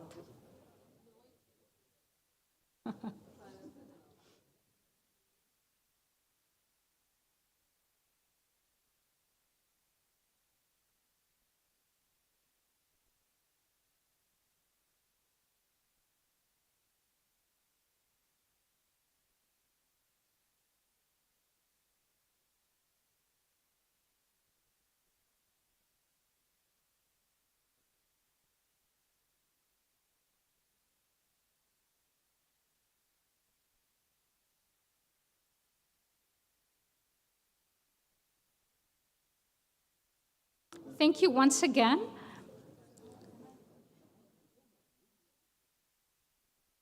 Let's have a glimpse of some of the successes in previous intra-African trade fairs in this video, and then we'll be back to answer your questions regarding the registration. Let's hit it with the video. My name is Mohamed Diaby. I'm from Côte d'Ivoire. My company name is Zatoa Inpex. So we specialize in the export of coconuts, but also in the processing of coconut into derivative products such as desiccated coconut, which goes normally for ingredients in different industries like chocolate manufacturers, biscuit manufacturers. So I think we all come to IATF because it's a platform where different countries mixed, and you have all the different African countries, and right now what we're trying to do is how to expand our products within Africa. Africa itself represents now a huge market. Now how to break those barriers and be able to introduce those products within the different type of market that we all have, and see how we can share the different cultures really. So IATF is a great platform for that because you've got different people from different backgrounds, different languages, different ethnicity, they eat different food. So all of that mix is really a chance for us to come and expose our product, and hope that the main hope for us is really to get people to understand what we do, share that experience with them, that culture with them, and see how we can introduce our product into their different markets within Africa. My name is Marina Draglioub. I am from Egypt. I have a brand. His name is Marina Handmade. I am teacher crochet in Egypt. I have many women work with me in Egypt. I come here I wanted to big my work and my job, and I like this South Africa people. It's very beautiful country. I hope I be very nice and very good here, and I want big my business. Hello everyone, my name is Alden Ikori, founder of Pixel Ray Studios out of Barbados and Ghana. We just finished an amazing panel about African global screens, and we believe that Africa has the potential to create the most ingenuous, brilliant and well-scripted content in the world. Volcanics Weekend is a dream come true for many creators and business people around the world, and more importantly there will be greater outcomes for not just creators, not just for the businessmen, but for Africans everywhere in the world to connect and to celebrate their unity. And that is why a platform like this is so commendable, because for the first time, African governments and policy is looking at this as wealth and job creation and not entertainment. My name is Lamia Omar, from Egypt. I made jewelry made by Cooper. All of my product handmade, gold plated and silver plated. All my design is for ancient Egyptian, house of Egypt, Islamic, Pharaonic. All my design is Egyptian. I hope to show my culture and my art all over the world. In Nigeria, I saw the challenges the farmers were having. Agriculture was lagging behind as far as the incorporation of technology. And that's when I really saw that drones could actually not only make an impact, but it could revolutionize farming. In 2018, I was invited to the Intra-African Trade Fair, and that changed everything for me. And this is where I met two Asian men who came to my booth and shared the sentiments that I had around the application of drones on farm fields. That led to the opportunity for me to set up my engineering office right here in Singapore. Today, we're growing and expanding beyond Africa into Southeast Asia. IATF is filled with visionaries that are bringing African solutions to global problems. I would encourage every entrepreneur to give their business a chance and take a leap into intra-African trade. IATF 2023, connecting African markets. Ladies and gentlemen, we haven't finished our event yet. There's a lot more to come. First of all, for our media partners, we have the media launch coming up shortly.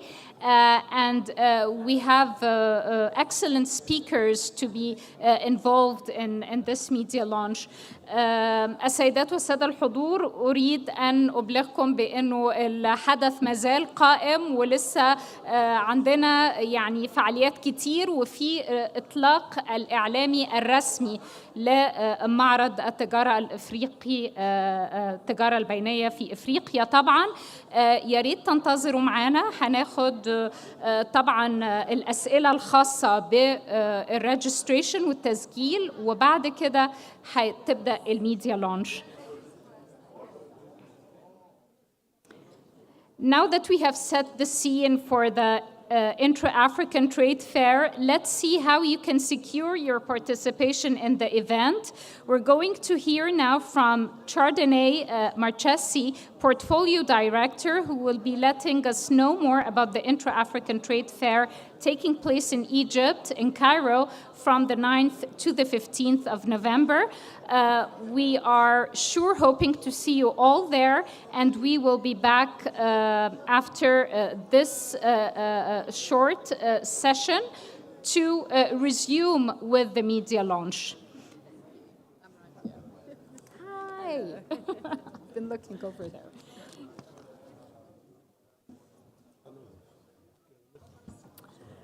Thank you very much.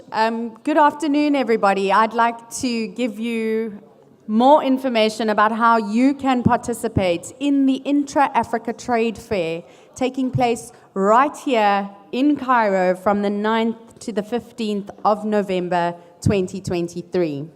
So I'd like to start off by asking you all a question. Have you confirmed your participation? I can't hear you. Have you confirmed your participation? So clearly, you all need to go onto the website and register to attend the Intra-Africa Trade Fair, as well as express your interest to exhibit, to sponsor, and be a participant at the trade fair.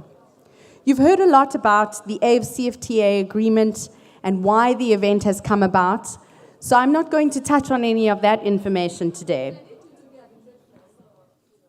As you know, the IATF promotes the establishment of the AfCFTA for the AfCFTA's goals to be realized, sustainable measures to be taken to close the knowledge gap in the trade and market. So what are we doing?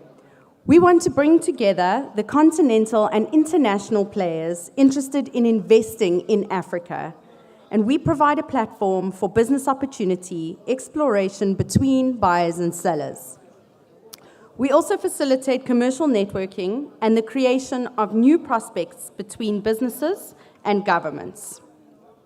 So, how can you get involved? You can register, as I mentioned, on our website. There is an opportunity for you to take advantage of our IATF virtual platform. You can take advantage of this as an exhibitor as well as a visitor. We use this platform to host virtual events, and we have a jam-packed virtual events calendar that is regularly promoted on social media channels as well as on our website. So please be sure to go online to the intraafricatradeffair.com website and register to attend the event in November, as well as the IATF virtual platform. You can also book an exhibition booth and profit from networking with buyers and sellers. Like I said earlier, space is filling up and you need to confirm your participation now. Make sure you get involved in this jam-packed 7-day event that offers everything to everyone. There's also an opportunity for you to register to be qualified as a buyer as part of our official buyer program. Please go online to the website again to have a look and see what the criteria is, complete the form, and express your interest. So you can also become a sponsor or a partner, and you get to benefit from the affiliation with IATF. We provide businesses of all sizes with customized sponsorship packages and opportunities. Please don't hesitate to get in touch with myself and my team after this outside so that we can discuss these opportunities with you and get you signed up and confirmed as a participant at IATF 2023. As a partner, you benefit from branding rights, you get access to over 1,000 buyers, 1,600 exhibitors, and over 35,000 visitors, with many, many, many value adds that come along with your participation.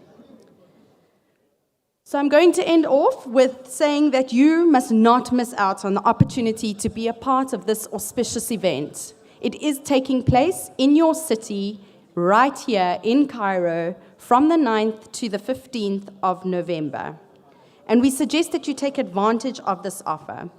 As I said, we are available to answer any questions and sign you up today to participate as a visitor, as an exhibitor, a buyer, media participant, a sponsor, or a partner.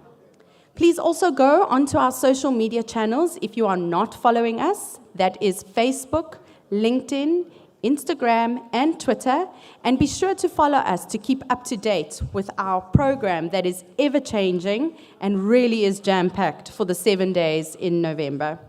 We look forward to hearing from you and seeing you in Cairo from the 9th to the 15th of November.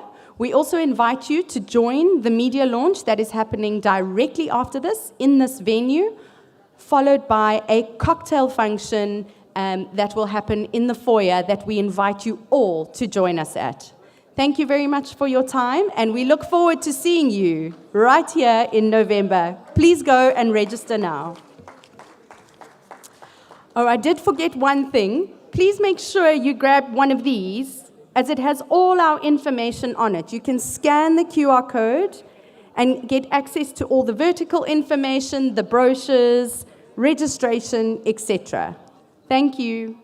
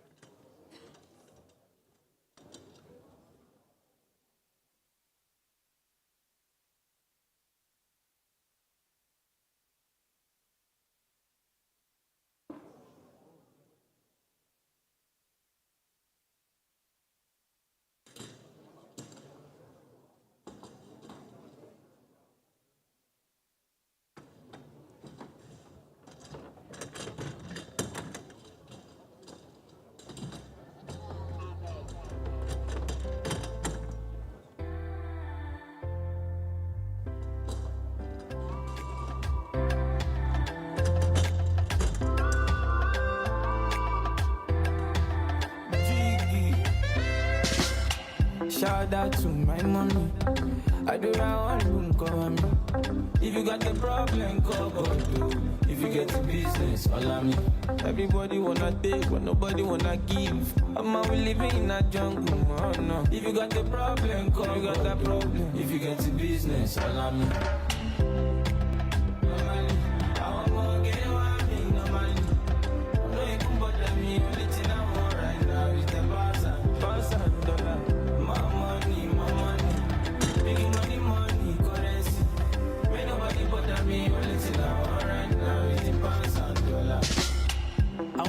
In my phone gates, me 2023 boy, as it update. Double up 8 for my suffocate. My jacara want my jubilate, my to celebrate. Yeah, the men just never crying, cause my time is one of a kind, and I've been through hell in this life. Raised up. It's a new day. It's a new beginning. Higher grounds we're lifting up. Nothing holds us bound. Can you see it? The light of Africa is rising to higher grounds. We're lifting up. Nothing holds us bound. So come on and come on. We call on, oh Africa, come let us build a dream for all. Together we grow stronger and united. Paint out the sky with the bright colors of your flags and say goodbye to the darkness of the past. We're stepping forward, we're rising up. Oh Africa, our time is now. Break down the chains, clear the lines that separate, and shine a light on the things that make us great. We're stepping forward, we're rising up. Oh Africa, our time is now.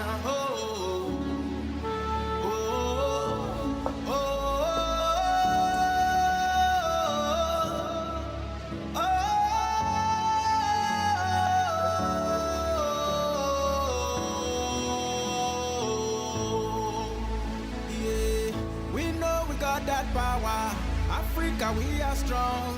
One nation to another. See now we stand as one to celebrate our victory. Riches and glory of the motherland, and nothing holds us bound. So come on and come on. We call on, oh Africa, come let us build a dream for all. Stronger and united. Paint out the sky with the bright colors of your flags and say goodbye to the darkness of the past. We're stepping forward, we're rising up. Oh Africa, our time is now. Break down the chains, clear the lines that separate, shine a light on the things that make us great. We're stepping forward, we're rising up. Oh Africa, our time is now. Oh, oh, oh, oh, oh,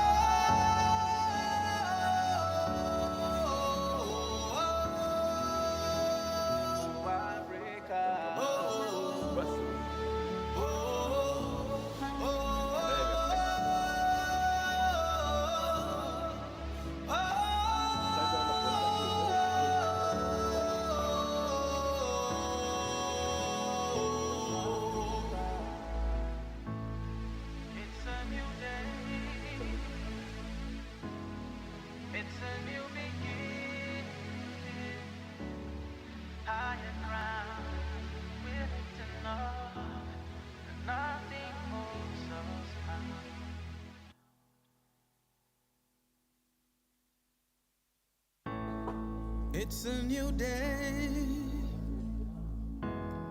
It's a new beginning. Higher grounds we're lifting up. Nothing holds us bound. Can you see it? The light of Africa is rising to higher grounds we're lifting up. Nothing holds us bound. So come on and come on. We call on, oh Africa, come let us build a dream for all. Together we grow stronger and united. Paint out the sky with the bright colors of your flags and say goodbye to the darkness of the past. We're stepping forward, we're rising up. Oh Africa, our time is now. Break down the chains, clear the lines that separate, and shine a light on the things that make us great. We're stepping forward, we're rising up. مش مشكلة. Oh Africa, our time is now. Oh, oh, oh, oh,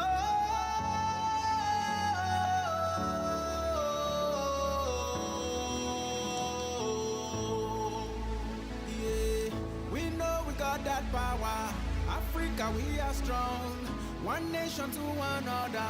See now we stand as one to celebrate our victory, riches and glory of the motherland, and nothing holds us bound. So come on and come on. We call on, oh Africa, come let us build a dream for all. Forever we grow stronger and united. Paint out the sky with the bright colors of your flags and say goodbye to the darkness of the past. We're stepping forward, we're rising up. Oh Africa, our time is now. Break down the chains, clear the lines that separate, and shine a light on the things that make us great. We're stepping forward, we're rising up. Oh Africa, our time is now. Oh, oh, oh, oh.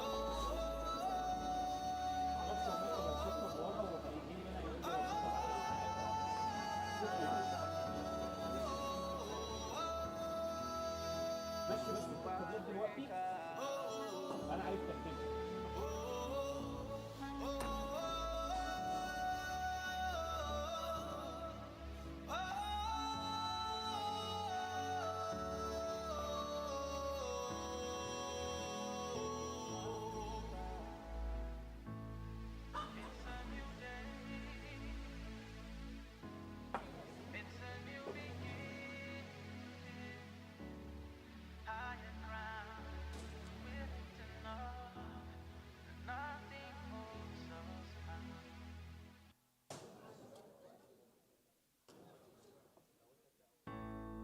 It's a new day. It's a new beginning. Higher ground we're lifting up. Nothing holds us bound.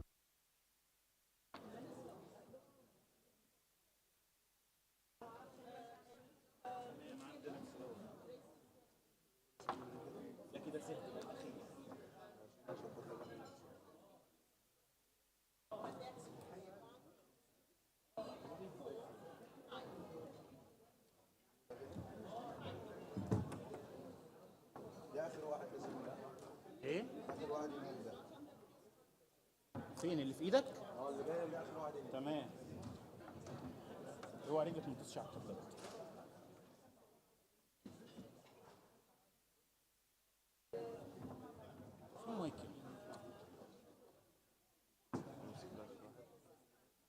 لا هدول لا استنى ما تطولش دلوقتي.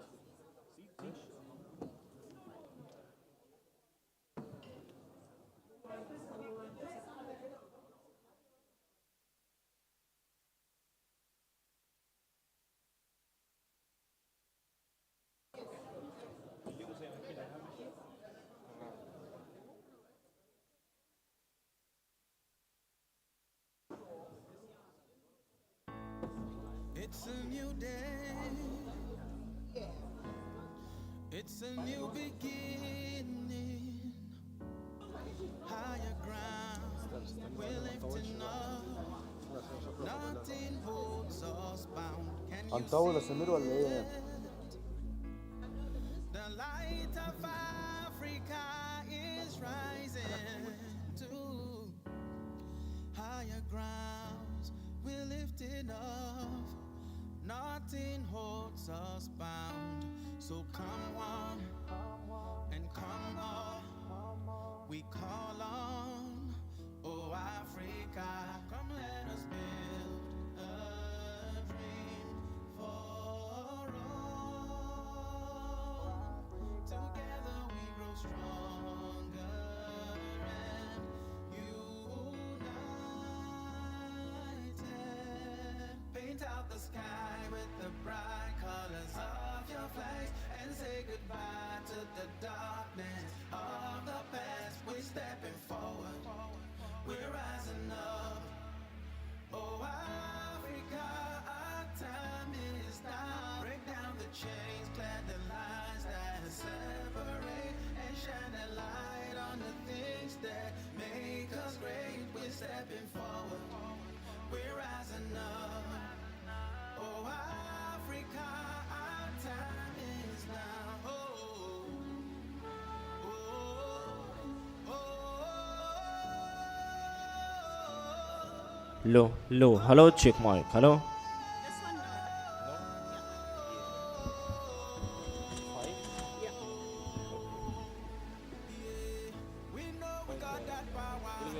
Africa, we are strong. One nation to another. See now we stand as one to celebrate our victory. Which is the glory of the motherland. Low, check mic. Hello. Low, C. 1. Low. We call on, oh Africa, come let us Low, check mic. Hello. Low, 1. Low, C. Hello.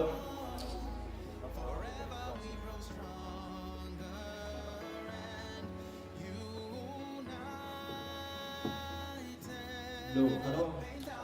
Low, 1.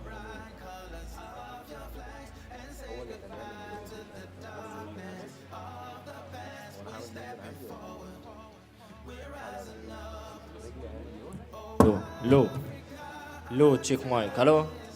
Low.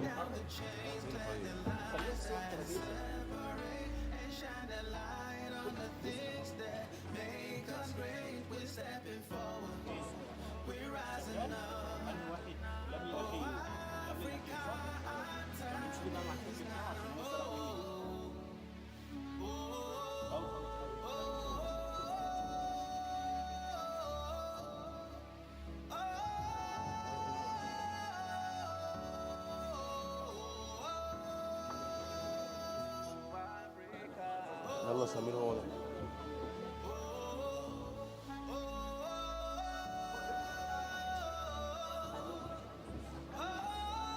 بقول لك على كام؟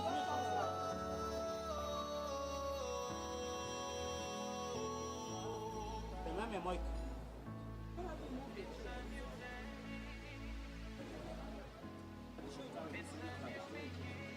بس المايك دوت دي يا محمد. Low, hello. 1.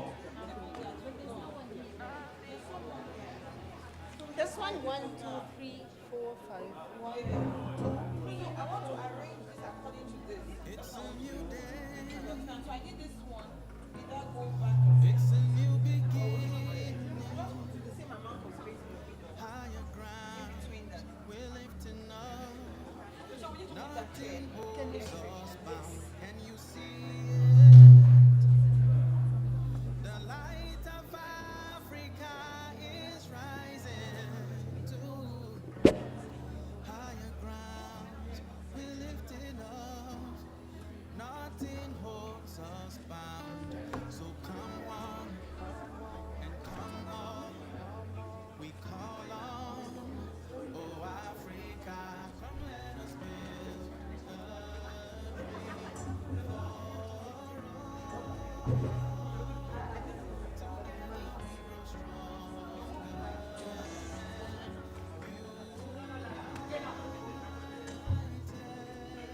Paint out the sky with the bright colors of your flag and say goodbye to the darkness of the past. We're stepping forward, we're rising up. Oh, Africa, our time is now. Break down the chains, plant the lines that separate, and shine a light on the things that make us great. We're stepping forward, we're rising up. Oh, Africa, our time is now. Oh, oh, oh, oh.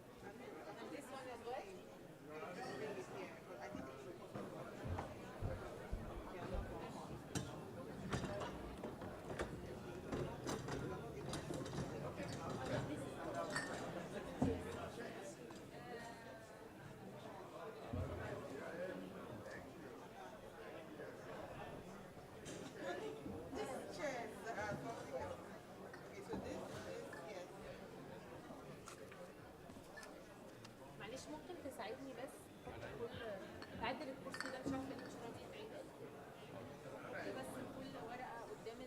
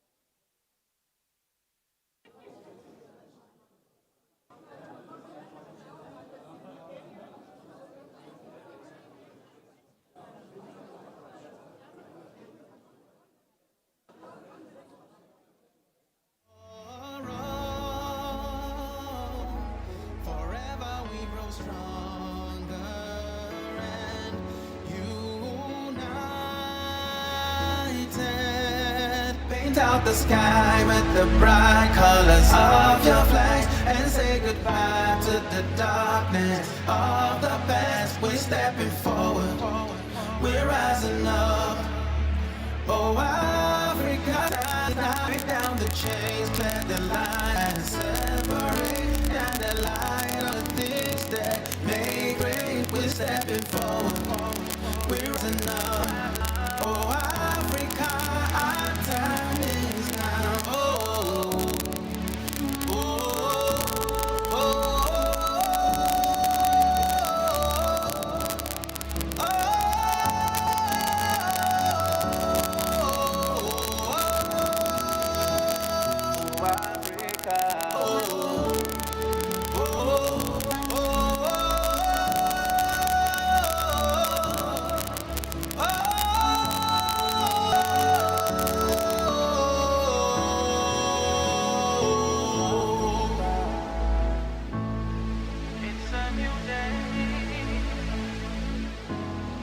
it's a new beginning.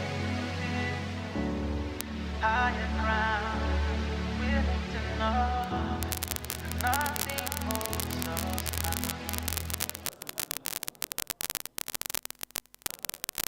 Say,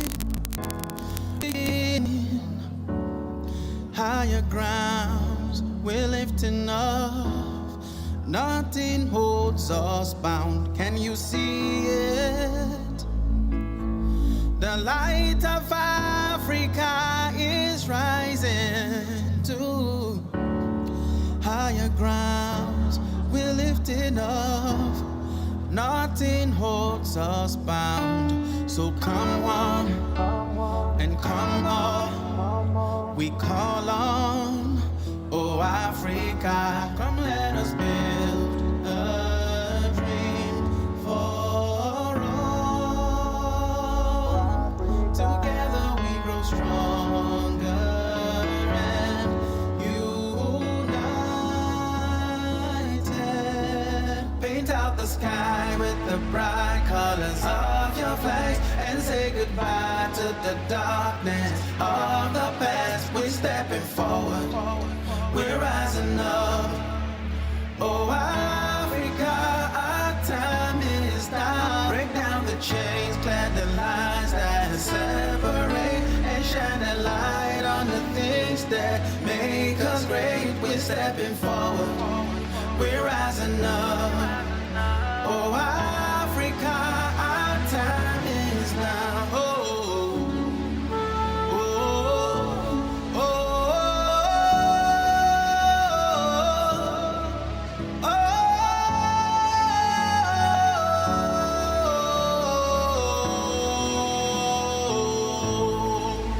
yeah. We know we got that power. Africa, we are strong. One nation to another. See now we stand as one to celebrate our victory. Riches and glory of the motherland, and nothing holds us bound. So come on and come on. We call on.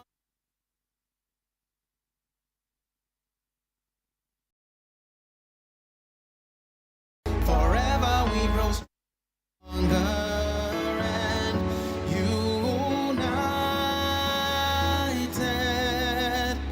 The sky with the bright colors of your flag and say goodbye to the darkness of the past. We're stepping forward, we're rising up.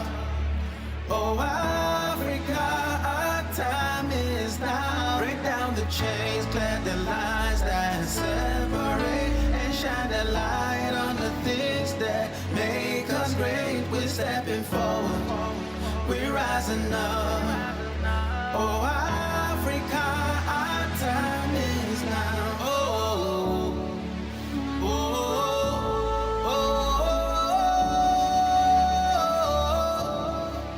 oh, oh,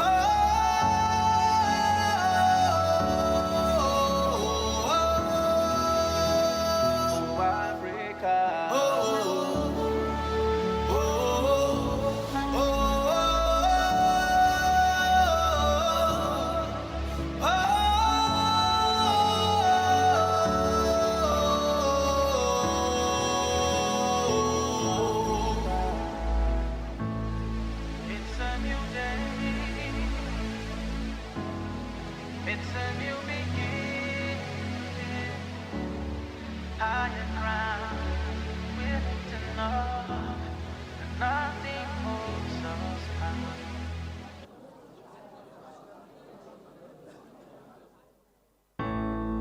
It's a new day.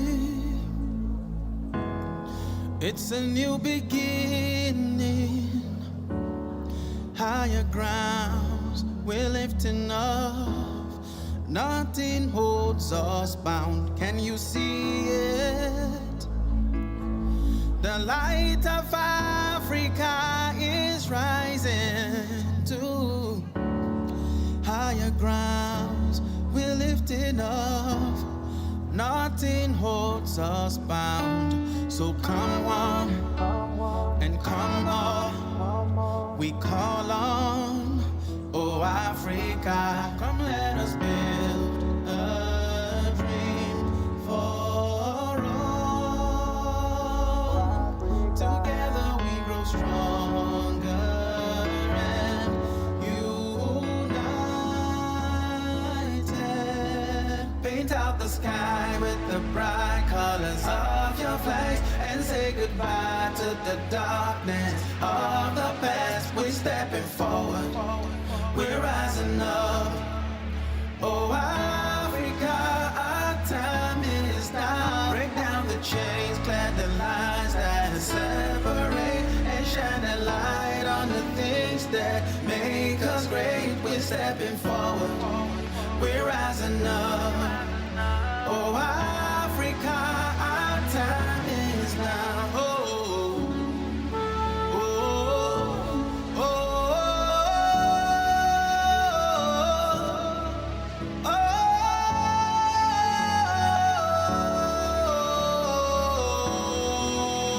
oh, yeah. We know we got that power. Africa, we are strong. One nation to another. See, stand us.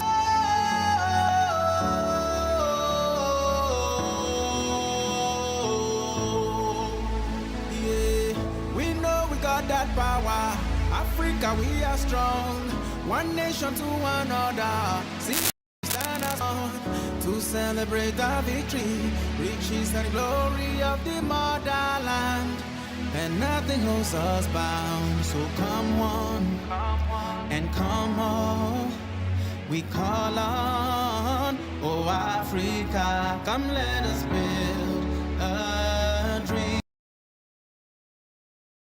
Say goodbye to the of the past. We're stepping forward, we're rising up. Oh Africa, our time is now. Break down the chains, clear the lines that separate, and shine a light on the things that make us great. We're stepping forward, we're rising up. Oh Africa, our time is now. Oh, oh, oh, oh,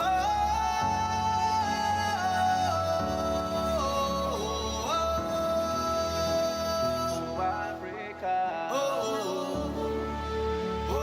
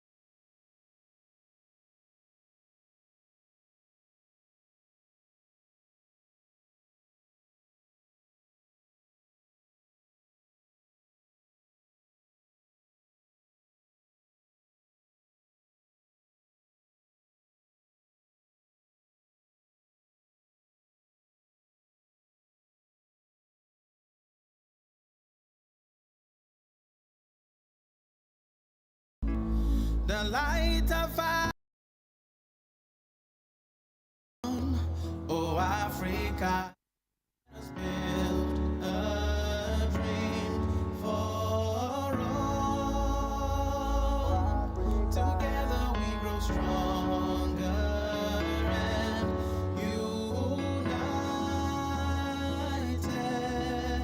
Paint out the sky with the bright colors of your flags and say goodbye to the darkness of the past. We're stepping forward, we're rising up.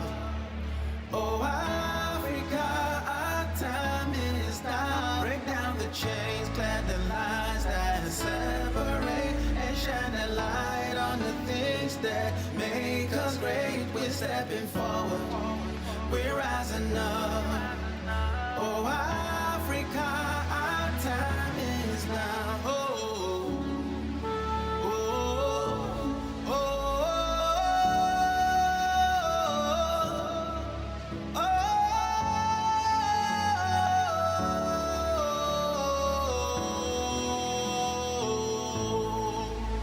yeah. We know we got that power. Africa, we are strong. One nation to another. See now we stand as one to celebrate our victory. Riches and glory of the motherland, and nothing holds us bound. So come one and come all.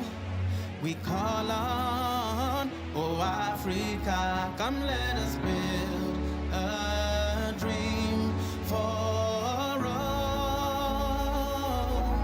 Forever we grow stronger and united. Paint out with the bright colors of your flags and say goodbye to the darkness of the past. We're stepping forward, we're rising up. Oh, Africa, our time is now. Break down the chains, clear the lines that separate, and shine a light on the things that make us great. We're stepping forward, we're rising up. Oh, Africa, our time is now. Oh, oh, oh, oh, oh,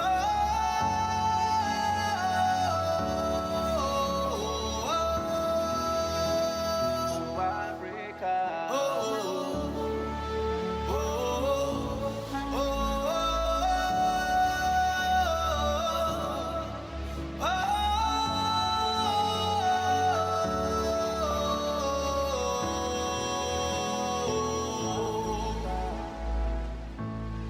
it's a new day. It's a new beginning.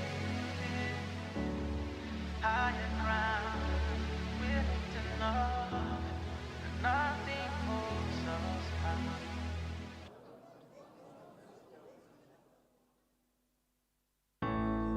It's a new day.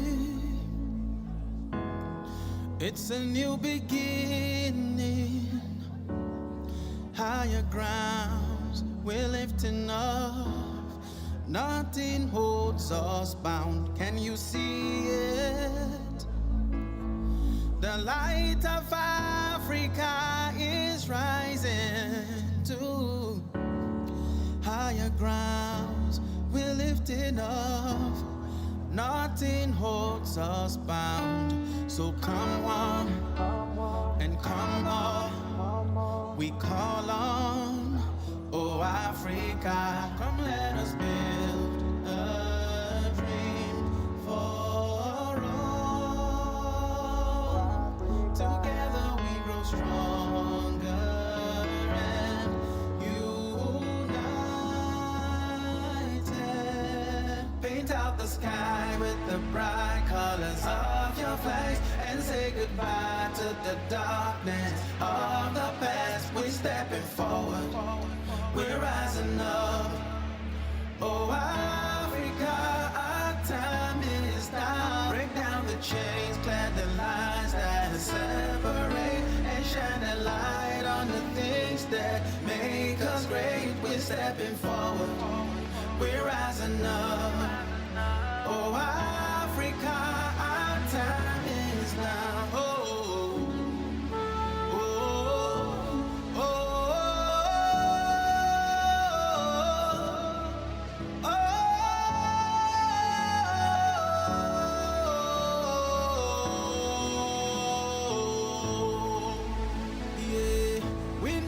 got that power. Africa, we are strong.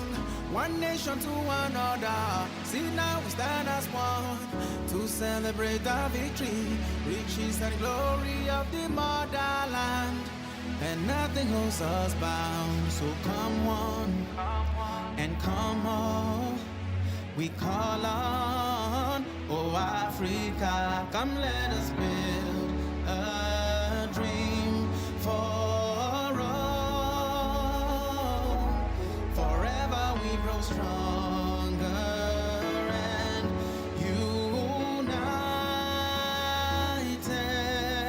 Paint out the sky with the bright colors of your flags and say goodbye to the darkness of the past. We're stepping forward, we're rising up. Oh Africa, our time is now. Break down the chains, clear the lines that separate, and shine the light on the things that make us great. We're stepping forward, we're rising up. Oh Africa, our time is now. Oh, oh, oh, oh, oh,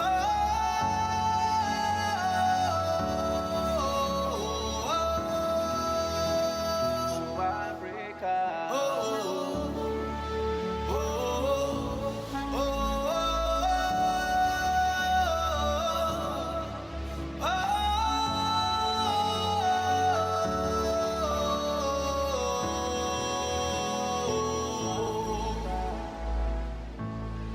it's a new day. It's a new beginning. Higher ground, we're lifting up, and nothing holds us back.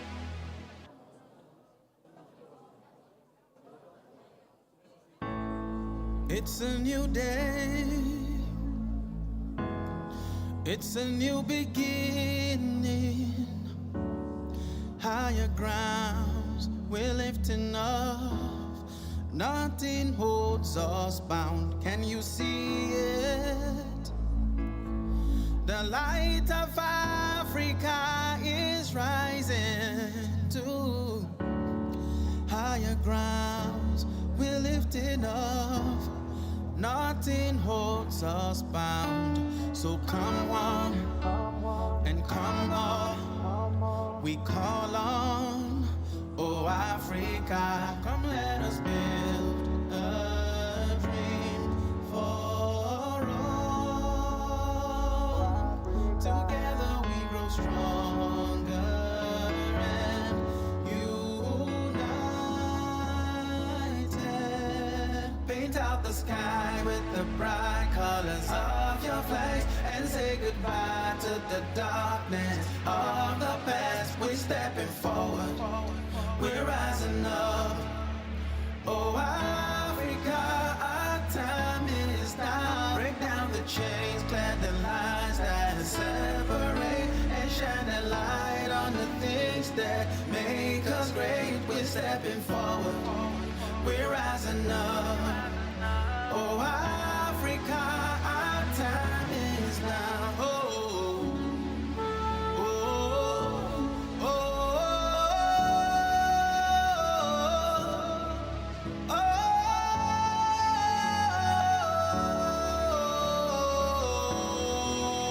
oh, yeah. We know we got that power. Africa, we are strong. One nation to another. See now we stand as one to celebrate our victory, riches and glory of the motherland. And nothing holds us bound. So come one and come all. We call on, oh Africa, come let us build a dream for all. Forever we grow stronger and united. Paint out the sky with the bright colors of your flags and say goodbye to the darkness of the past. We're stepping forward, we're rising up. Oh, Africa, our time is now. Break down the chains, clear the lines that separate, and shine the light on the things that make us great. We're stepping forward, we're rising up. Oh, Africa, our time is now. Oh, oh, oh, oh, oh,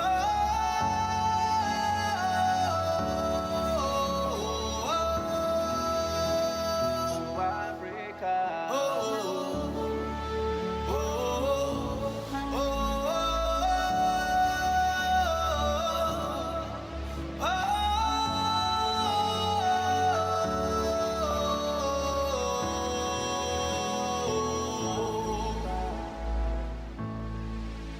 new day. It's a new beginning.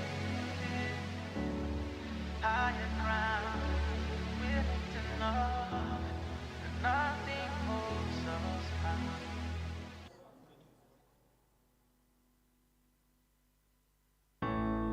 It's a new day. It's a new beginning. Higher grounds, we're lifting up. Nothing holds us bound. Can you see it?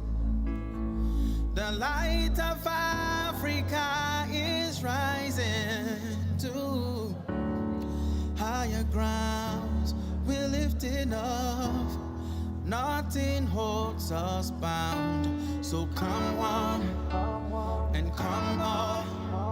We call on, oh Africa, come let us build a dream for all. Together we grow stronger and united. Paint out the sky with the bright colors of your flags and say goodbye to the darkness of the past. We're stepping forward, we're rising up. Oh, Africa, our time is now. Break down the chains, clear the lines that separate, and shine a light on the things that make us great. We're stepping forward, we're rising up. Oh, Africa, our time is now. Oh, oh, oh, oh,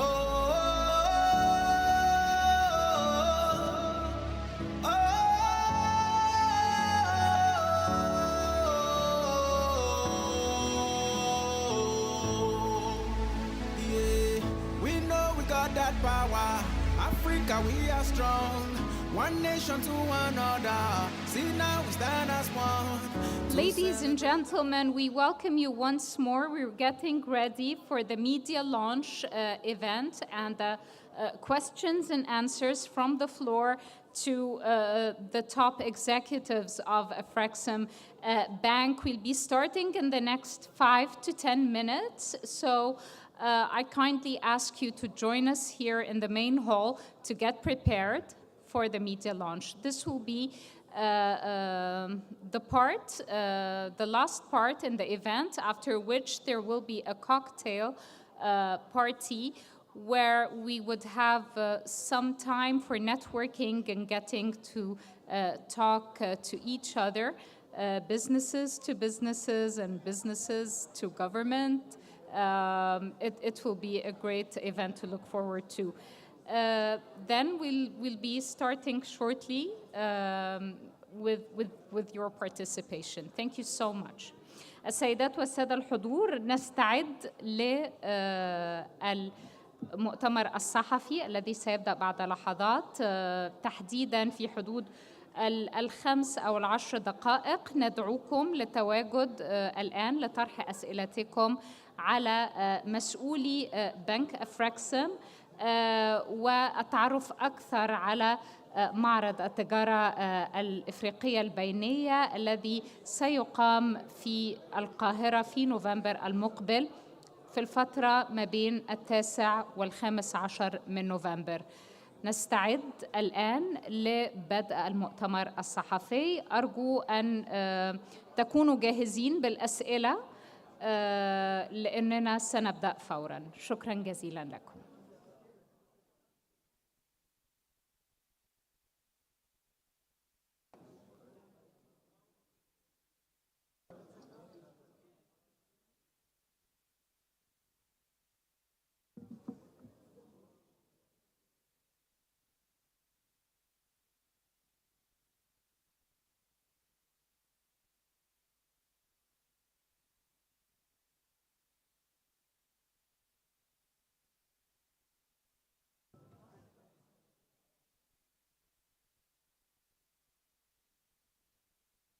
السيدات والسادة الحضور، أخرى للحضور مرة أخرى. ندعوكم مرة أخرى للحضور مرة أخرى إلى القاعة الرئيسية. سنبدأ بعد أقل من 10 دقائق. طبعا شاكرين تفهمكم لأنه الوقت طال بعض الشيء، لأنه الاجتماعات اللي سبقت الحدث أخذت بعضاً من الوقت، استغرقت كثيراً من الوقت. نعتذر عن هذا التأخير في الأجندة، لكن نتمنى أن نختتم بالإطلاق الإعلامي ونقاش مثمر مع السادة الإعلاميين والصحفيين.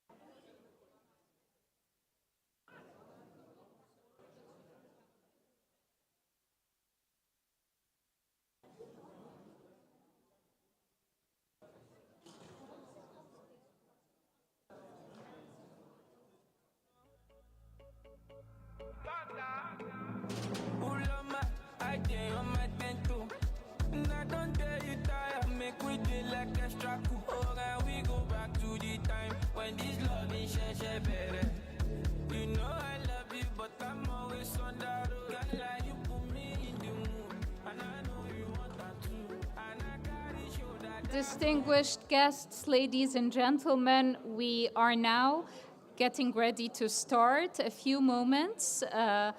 His Excellency Chief Olusegun Obasanjo, the former President of Nigeria and the chairperson of the IATF 2023, will be joining us shortly for the media launch.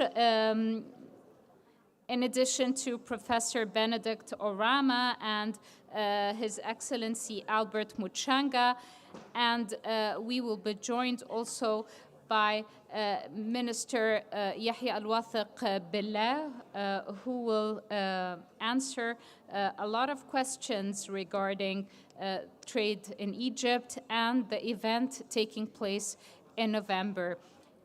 السيدات والسادة الحضور، نحن الآن نترقب وصول المسؤولين كبار المسؤولين التنفيذيين في بنك أفركسم، وطبعا بصحبة فخامة الرئيس أوباسانجو الرئيس السابق لنيجيريا، وهو رئيس ال IATF أو المعرض الإفريقي للتجارة البينية في نسخته الثالثة. أرجو منكم الحضور إلى القاعة الرئيسية، سنبدأ خلال لحظات.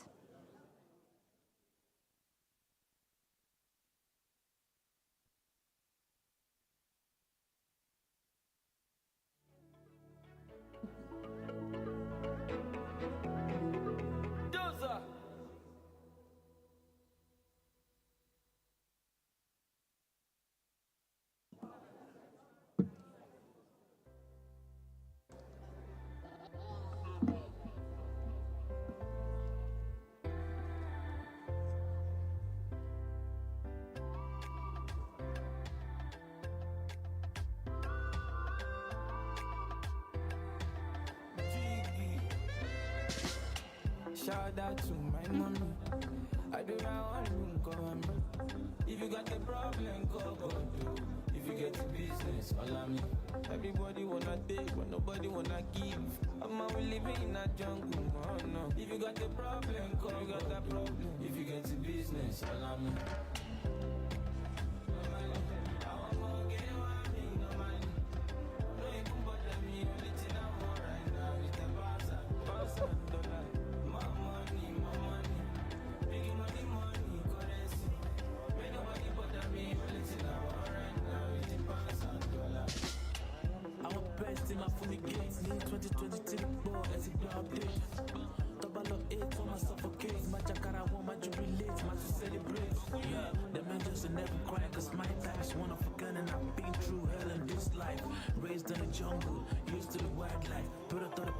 Join Africa's premier trade and investment event in Cairo, Egypt. IATF 2023 is expected to attract over 1,600 exhibitors from more than 75 exhibiting countries and over 35,000 attendees, and is expected to generate up to $43 billion in trade and investment deals. IATF 2023 will once again consist of a trade exhibition where countries, large corporates, as well as small and medium enterprises can set up pavilions and exhibition stands, which will enable them to customize their exhibition to fit their unique requirements. This offers private and public entities opportunities to showcase their goods and services. Trade and Investment Forum, the 4-day conference, will feature leading African and international speakers and a variety of sessions dealing with African trade and investment issues. Specifically, the conference will feature dedicated sessions on trade and investment opportunities under the AfCFTA and will also include training workshops covering exporting, standards, and marketing. Creative African Nexus platform will showcase Africa's creative economy in fashion, music, film, arts and craft, sport, gastronomy, and culinary arts. The CANEX program will include a Creative Africa Summit and dedicated creative industry exhibition, a B2B and B2G platform. The platform will provide opportunities for matchmaking, business exchanges, and conclusion of business and investment deals. This is supported by a dedicated African Buyers Program.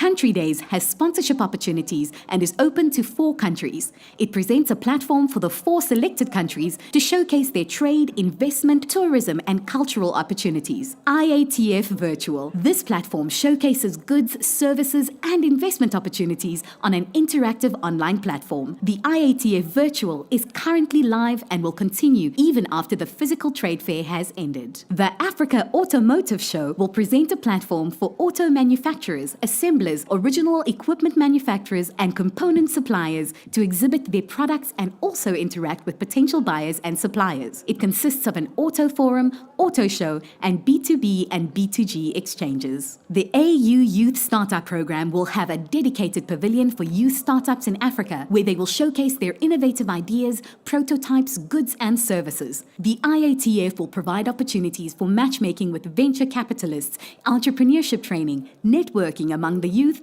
and other delegates at the trade fair. The IATF 2023 Diaspora Day will highlight commercial and cultural ties between Africa and its diaspora, featuring a diaspora summit, market and exhibition, cultural and gastronomic showcase. IATF 2023 will provide a unique and valuable platform for businesses to access an integrated African market of over 1.3 billion people with a GDP of over $3.5 trillion created under the African Continental Free Trade Area. The African Export-Import Bank, African Union Commission, AfCFTA Secretariat, and the Arab Republic of Egypt invite you to join us from the 9th to the 15th of November at IATF 2023 in Cairo, Egypt. Intra-African Trade Fair, connecting African markets. For more information, visit www.intraafricantradefair.com. Ladies and gentlemen, it's my honor to welcome our panelists for this part of the media launch. Let me first welcome His Excellency Chief Olusegun Obasanjo, Chairperson of the IATF 2023 Advisory Council and former President of the Federal Republic of Nigeria.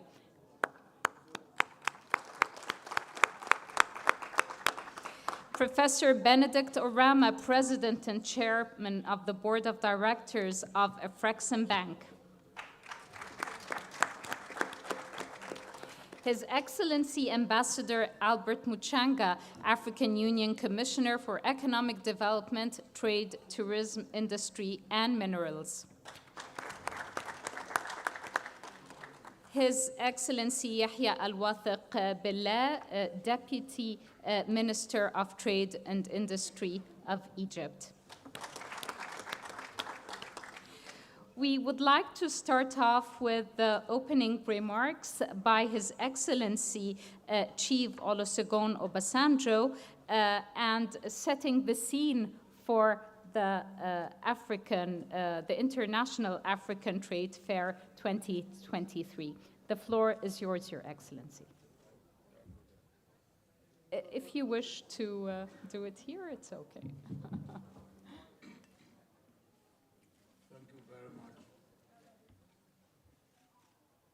Excellency, the Deputy Minister of Trade of the Arab Republic of Egypt, Your Excellency, the President and Chairman of the Board of Directors of AfCFTA Bank, Professor Benedict Orama, my dear sister, the former Deputy President of the Republic of South Africa, Her Excellency, Madam Balekam Mbete, AU Commissioner for Economic Development, Trade, Tourism, Industry, and Minerals, His Excellency Ambassador Albert Muchanga,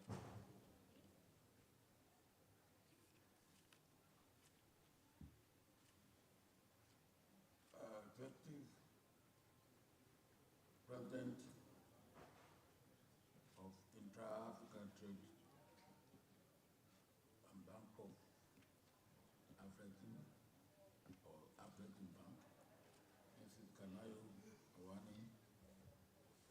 mustn't forget my able deputy,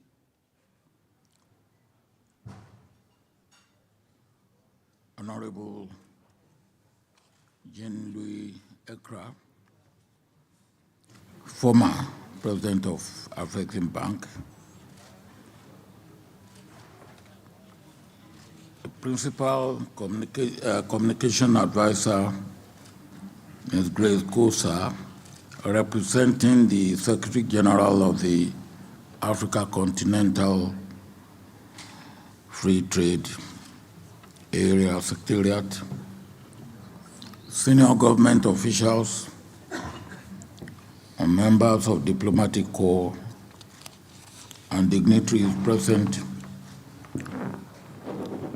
gentlemen and ladies of the press,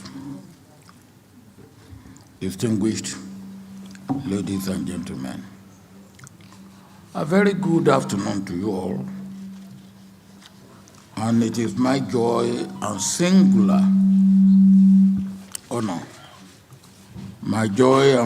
honor, to be here today in this great and historic country and city, the Arab Republic of Egypt, and in Cairo, for the media launch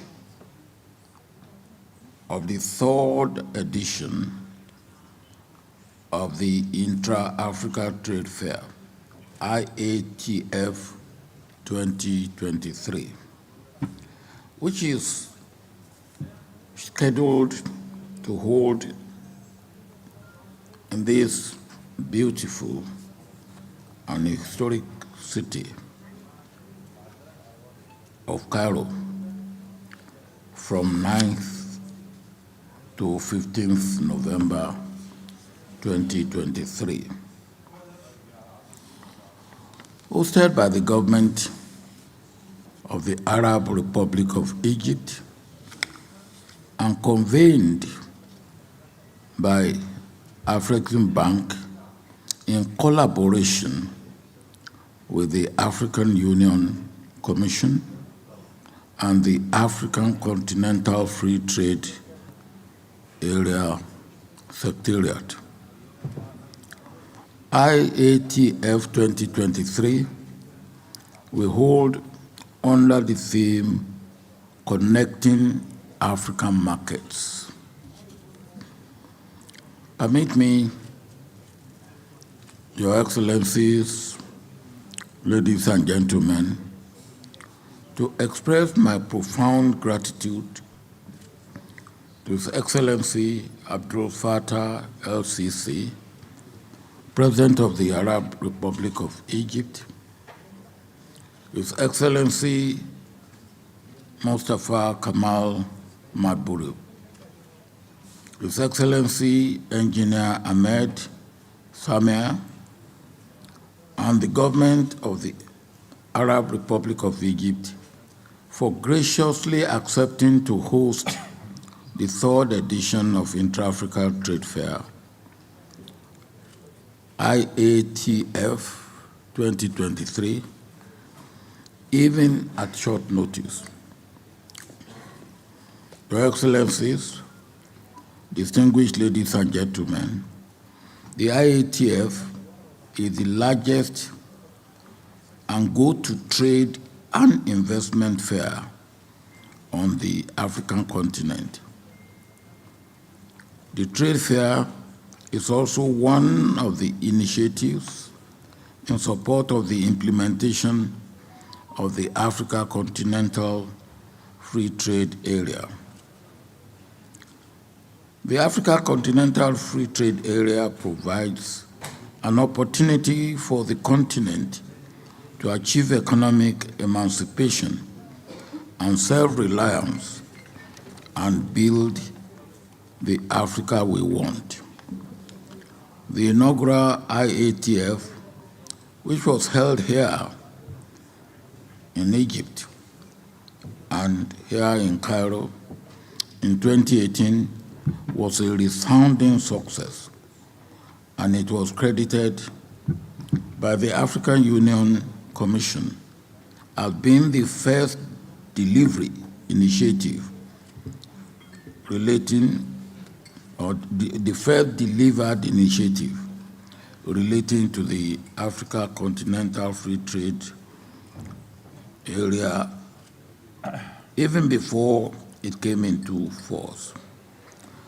The second edition, which was held in South Africa in 2021, was also a huge success by all measure, and most of us are witness to both the first edition in Cairo and the second edition in Durban.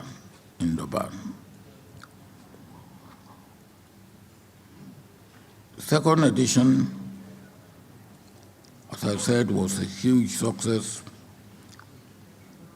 and underscoring the high importance of the IATF as a continental initiative and as the marketplace for the Africa Continental Free Trade Area, the African Union Summit in 2023 approved the theme for the year, acceleration of the implementation of Africa Continental Free Trade Area Agreement. Your Excellencies, distinguished ladies and gentlemen, we are here today to demonstrate and reaffirm that the third edition of the IATF will be happening here in this beautiful city of Cairo in November 2023. We urge the business community to take advantage of IATF 2023 and use it to explore businesses and great opportunities in trade and economic transaction. Opportunities are huge and limitless. IATF 2023 is expected to be bigger and better than the previous two editions. And the event is expected to attract more than 1,600 exhibitors, over 35,000 visitors, buyers and conference delegates from all African countries, over 65 of them, and including those from the rest of the world, with more than $43 billion in trade and investment deals. Your Excellencies, ladies and gentlemen, a number of milestones towards the preparation for IATF 2023 have already been achieved. And by working with the government of Arab Republic of Egypt, as well as all IATF 2023 partners and stakeholders, we are on course to holding a very successful event. As IATF 2023 Advisory Council, we stand firm in our commitment to support the holding of the third edition of Intra-Africa Trade Fair here in Cairo, and it will be another great success story. I invite Africa and the world at large to IATF 2023 holding in November 2023 as we connect African markets for a successful Africa Continental Free Trade Area. I thank you all for listening, and I wish us great and successful IATF 2023. Thank you very much, Your Excellency, for the opening remarks, and the opportunities are really huge and limitless, as you've mentioned. I'd like to acknowledge the presence of Ms. Grace Koza, Principal Communications Advisor for the African Continental Free Trade Area. She's representing the Secretary General of the AfCFTA, His Excellency Wamkili Meni. We welcome you. Now we move to the opening remarks of Engineer Ahmed Samir, the Minister of Trade and Industry.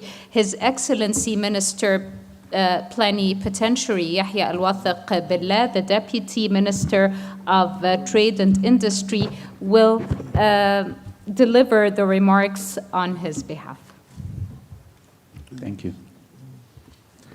First, I would like to apologize on behalf of His Excellency, the Minister of Trade and Industry, for not coming today. He had a sudden sickness and had to go to the hospital, so sorry for that. Thank you. His Excellency Olusegun Obasanjo, Chairperson of the IATF 2023 Advisory Council and former President of the Federal Republic of Nigeria, His Excellency Professor Bendik Orama, President and Chairman of the Board of Directors, Afri-Exim Bank, His Excellency Ambassador Albert Mushanga, African Union Commissioner for Economic Development, Trade, Tourism, Industry and Minerals, His Excellency Mr. Wamkili Meni, Secretary General of the African Continental Free Trade Area, respected guests. It gives me a great pleasure to associate myself with this great gathering and in this great occasion of launching the third round of the IATF 2023. First, and on behalf of the Egyptian government, allow me to express my deep appreciation and gratitude to the African Export-Import Bank and all of their highly esteemed team for their efforts in the ongoing preparations for holding the IATF 2023. Such a fair that is becoming a prime event on the trade and economic level all over the continent since its first round in 2018 was proudly held here in Egypt and witnessed the participation of 42 countries, 1,100 exhibitors, and a sum of $32 billion of deals. Ladies and gentlemen, the Egyptian government considers African economic development as one of its top priorities. We seek to achieve this through promoting Africa-to-Africa investments, increasing intra-Africa trade, developing infrastructure projects, and supporting industrialization plans. Events like this, what we are having today, is a true reflection of our strong commitment to materialize economic development, which would be given a boost through the full implementation of the African Continental Free Trade Area, which is clearly set to redefine Africa's economic fortunes for the future. Moreover, this event comes at a critical time of global challenges, but also unleashes incredible opportunities. Africa was still dealing with COVID recovery, financing, when the conflict broke between Russia and Ukraine that had a negative impact on Egypt and all African countries, which makes it important to find non-traditional solutions with the help of our development partners, such as the Africa-Exim Bank and other institutions, to help our country's private sector to overcome existing challenges. Ladies and gentlemen, I would like to conclude with a message. In Egypt, we are committed to playing an active role in helping strengthen regional ties and in building greater economic integration across our continent, Africa. Thank you so much. Thank you, Your Excellency, and I'd like to open the floor now to questions from the media. If you could kindly mention your name and the company or the media that you're representing, followed by the question to the panelists.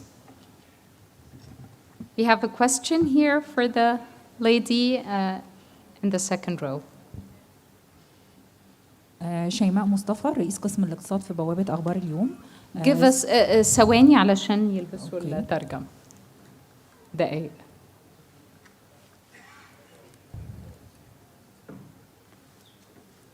تفضلي. شيماء مصطفى رئيس قسم الاقتصاد في بوابة أخبار اليوم. سؤالي لسيادة الوزير أستاذ يحيى. كيف تستطيع مصر أن تعزز التجارة البينية بينها وبين أفريقيا خلال المرحلة الجاية؟ حضرتك برضو أنت يعني ختمت كلامك أن مصر ملتزمة بأن هي تلعب دور محوري في تعزيز التجارة البينية بينها وبين أفريقيا، فكنت برضو عايزين نعرف يعني الخطة لتحقيق ده إيه أو ناويين نشتغل على إيه الفترة اللي جاية. في برضو سؤال لرئيس أفريكسيان بانك.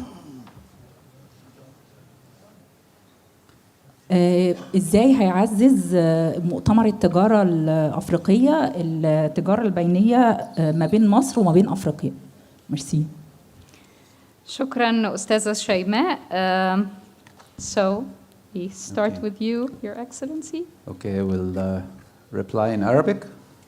You have translation. So to make it easier for you. بالنسبة للجزء الأولاني من سؤالك الموجه ليا، احنا عايزين نعمل ايه او ايه هي المحاور اللي احنا بنشتغل عليها عشان نعزز. احنا مش بس التجارة، مش بنتكلم على التجارة بس، بنتكلم على تعاون بصفة عامة مع القارة الأفريقية. تعاون تجاري، تعاون اقتصادي، تعاون استثماري، تعاون تعليمي، تعاون صحي، مقاولات. دي محاور. لو بنتكلم على محور التجارة على سبيل المثال، احنا السنة اللي فاتت عملنا تبادل تجاري مع أفريقيا فوق ال 8 مليار دولار، في منهم 6.2 صادرات مصرية. ايه هي المحاور اللي بنشتغل عليها عشان نعزز التبادل التجاري؟ احنا عندنا مشاكل كثيرة بين الدول الأفريقية على مستوى التجارة الأفريقية. الشعوب عايزة، أيوة، الحكومات عايزة، أيوة، لكن هناك كثير من المشاكل والمعوقات. معوقات في ايه؟ عندنا النقل الجوي فيه معوقات، عندنا النقل البحري والشحن البحري فيه معوقات، النقل البري، مشاكل الحدودية، عندنا مشاكل في التعاون الجمركي بين دول القارة بنحاول دلوقتي نيسره، عندنا اختلافات في الجهاز المصرفي على مستوى دول القارة. بعض دول القارة الجهاز المصرفي فيها متطور، وبعض دول القارة الجهاز المصرفي يمكن محتاج فترة عشان يبقى أكثر تطورا. فعندنا مشاكل مصرفية دي بنشتغل عليها، وده محور بنشتغل عليه النهاردة، وبتشتغل عليه البنوك المركزية الأفريقية في إطار إن إحنا بنشوف النهاردة حاجة اسمها السيتلمنت ميكانيزم للبيمنتس، إن إحنا نحاول نوحد، يبقى في عملة موحدة أفريقية تعترف بيها دول القارة، البنوك المركزية في القارة، فنحل بهذه الطريقة مشكلة المشاكل المصرفية. بنحاول نشتغل النهاردة مع عدد من الدول الأفريقية ومع جهات مختلفة زي أفريكسيان بانك وغيره في مشاكل الشحن البحري، ونحاول مع شركات شحن ومع شركات طيران ومع وزارة النقل الشحن الجوي. بنشتغل كمان في دراسة ان احنا نعمل كذا منطقة لوجستية في افريقيا بحيث يبقى عندنا بضاعة حاضرة في القارة الافريقية. والحقيقة احنا مش بنهدف بس للتصدير القارة الافريقية، احنا بنستورد سلع استراتيجية كتيرة من دول العالم، وبالتالي ممكن نوجه وارداتنا بدل ما بنستورد ده من الاتحاد الاوروبي او الولايات المتحدة او غيره، سلع استراتيجية زي السكر زي البن زي الشاي وغيره، كل ده نقدر نجيبه من القارة الافريقية. ده على مستوى محور التجارة، وهناك طبعا يعني كثير من التفاصيل يعني ما نقدرش نذكرها دلوقتي لضيق الوقت، ولكن هناك محور الاستثمار. احنا بنشجع المستثمرين المصريين ان هم يستثمروا في القاره الافريقيه. الاستثمارات المصريه وصلت في القاره الافريقيه ل 13 مليار دولار، 12.9 السنه اللي فاتت. بنشجع الشركات المصريه الكبيره انها تشتغل هناك، بنشجع الشركات المصريه الكبيره انها تعمل شغل انشاءات ومقاولات ورصف طرق وبناء سدود وغيرها في القاره الافريقيه، دون ذكر يعني العديد من الشركات. عندنا تعاون النهارده، بنفتح مستشفياتنا وفي تعاون صحي عشان نقدر نستضيف الأخوة الأفارقة في المستشفيات ومراكز الرعاية الصحية المصرية. عندنا تعاون على مستوى التعليم، في كذا معهد النهاردة وكذا شركة خاصة عاملة معاهد وعاملة جامعات. النهاردة هذه المعاهد والجامعات ابتدت تستضيف من خلال السكولرشيبس أبناء من أبناء القارة للدراسة في هذه المعاهد وهذه الجامعات. وطبعا التعاون بقى مختلف، وعلى رأس ده كله القيادة السياسية في مصر والقيادة السياسية في الدول الأفريقية. هناك تعاون دائم ويعني اتفاق بخلاف أي فترة زمنية أخرى على الدخول بشكل متكامل في التجارة، التكامل الصناعي، التكامل الزراعي، التعليم، الصحة، النقل وغيرها من المحاور الأخرى. فأنا دي يعني معالم رئيسية أو خيوط رئيسية لما تقوم به الحكومة المصرية حاليا بالتعاون مع دول القارة. شكرا. Thank you very much. And the next question was addressed to Professor Benedict Orama by Ms. Shaimat Mustafa. How will the Intra-African Trade Fair help boost trade between Egypt and Africa? No, thank you very much. That's a very good question. Because you can imagine we didn't think of intra-African trade just because people like to gather. It is because we know that it is extremely important to boosting intra-African trade. The biggest problem we have on the continent is the problem of lack of information of what exists within the continent. And this can be traced to the colonial era, where Africa was divided into 55 atomistic countries that had and still continues to have very limited linkages with themselves. So it created a situation where somebody in an African country knows more about what is happening in America, Europe, and Asia than they know what is happening just across their border. It brought absurdities whereby Nigeria, for example, imports certain kinds of processed rubber that actually Cote d'Ivoire is exporting to Malaysia. Ethiopia buys certain kinds of processed leather at a much higher cost than Burundi exports the same thing to the world. And I can give you so many of these things. So it's lack of information. It's not really infrastructure that is killing us on the continent in terms of not trading. It's because we do not know what exists across the border. And one way of dealing with this is creating this platform where Africans gather together to understand their markets, know themselves, appreciate their brothers and sisters, so that an African doesn't look like a bigger risk than others from outside the world. What you don't know is a risk. That's what we say in banking. So when you know more about your neighbors, you will be more comfortable to trade and to do business with them. And Egypt has been a big beneficiary of the Intra-African Trade Fair. I think during the first Intra-African Trade Fair in 2018, I'm not very sure of the figures, but Egypt signed the largest amount of contract of more than, I think, $13 billion, not only $32 billion.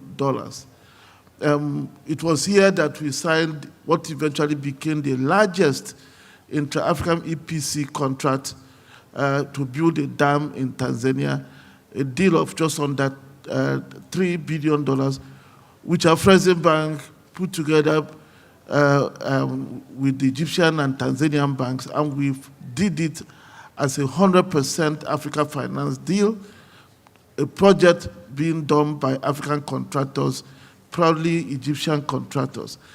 So this event is helping us to create landmarks that we believe will form the foundation for expanding interregional trade and helping us to build regional value chains, as the Honorable Deputy Minister had earlier mentioned. Thank you very much.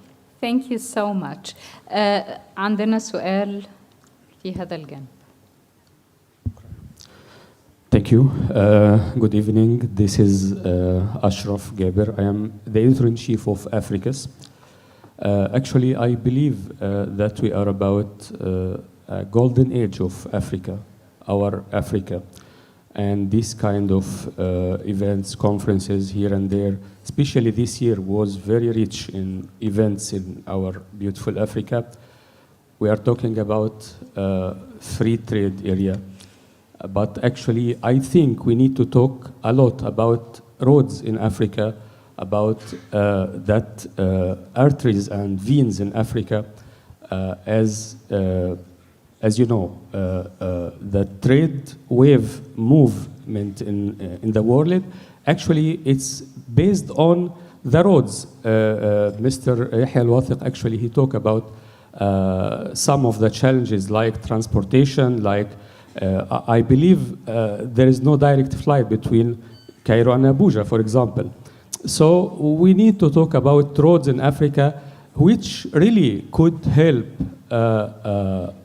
real economy and real trade fair area in Africa. Thank you. I believe His Excellency Ambassador Muchanga would be the best person to answer this. So why do you believe the levels of trade are so low among African countries? Is it because of the problems in infrastructure, as Mr. Ashraf was talking, or are there other reasons? Well, thank you very much, moderator, and I thank our colleague for raising these issues.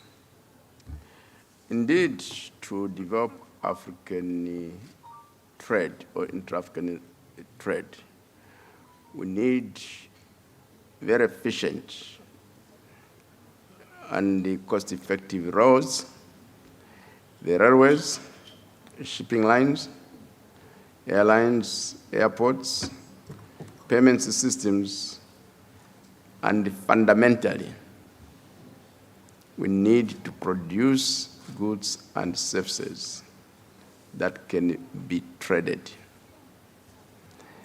The colleagues who spoke early on indicated that colonial Africa was designed to be a producer and exporter of raw materials. That cannot be a basis for intra-African trade. So we need to move towards manufacturing, agro-processing, so that these based on endowments across African countries can be the basis for intra-African trade. And when we look at the statistics of intra-African trade right now, 42% of intra-African trade is made up of manufacturers. So the African Continental Free Trade Area is the lever for productive transformation so that Africa emerges as a producer of intermediate goods, producer of manufactured goods, producer of agro-processed goods for trade across Africa. The current level of intra-African trade is put between 15 to 18%. And compared to other regions, that is very low. However, when we look at those figures, there has also been some statistics or studies which have shown that close to 15 to 18% of intra-African trade is not recorded. It just moves across borders, it's not recorded, Sometimes there are no reliable statistical arrangements. And sometimes there's smuggling. So if you add the unrecorded intra-African trade, you are talking of levels between somewhere 30 to 36%, which is still very low when you compare with Europe, which is at 65%. Europe is at 65% because of inter-industry trade or intra-industry trade. When our colleagues in Europe started the European Union, consumers in Britain would demand vehicles produced from France. And similarly, consumers in France would produce or would demand vehicles such as Mercedes-Benz and VW produced in Germany. So that facilitated increased levels of intra-European trade. So when you go into manufactured goods, that is going to be the same arrangement. There's some manufactured goods which can be traded in one African country or produced in one African country to be traded in other African countries. There are some countries in Africa which can specialize in producing intermediate goods, which can also be traded, and similarly for agro-processing. So this is where we are. It's low because of the historical legacy, but that is not destiny. We can change it, and we are changing it through productive transformation, and also improving collection of statistics so that we have very good statistics when we capture intra-African trade flows. Thank you. Thank you very much. Are there further questions? تفضلي.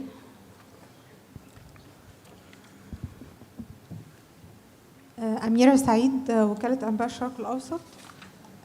كنت عايزة أسأل عن منصة بابس اللي كان اتكلم عنها بروفيسور بنديكت أوراما في مؤخرا، وقال إن في خطوات إن تبقى في 20 دولة أفريقية بحلول نهاية العام الحالي بتستخدم اللي هي المنصة اللي هي بتاعة المقاصة والتسويات، واللي من شأنها تقليل الاعتماد على الدولار، وإن يبقى التبادل التجاري ما بين الدول الأفريقية في مقاصة ما بين العملات الوطنية.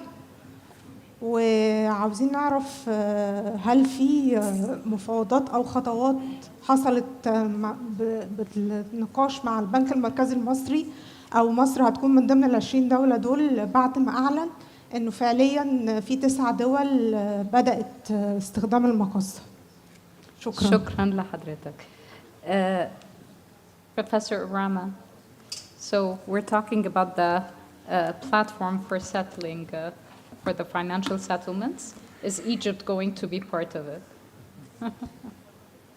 Well, thank you very much. The Pan-African Payment and Settlement System is a payment and clearing and settlement system that was endorsed by the African Union in 2019. In fact, under the presidency of His Excellency President Abdel Sisi in Niger.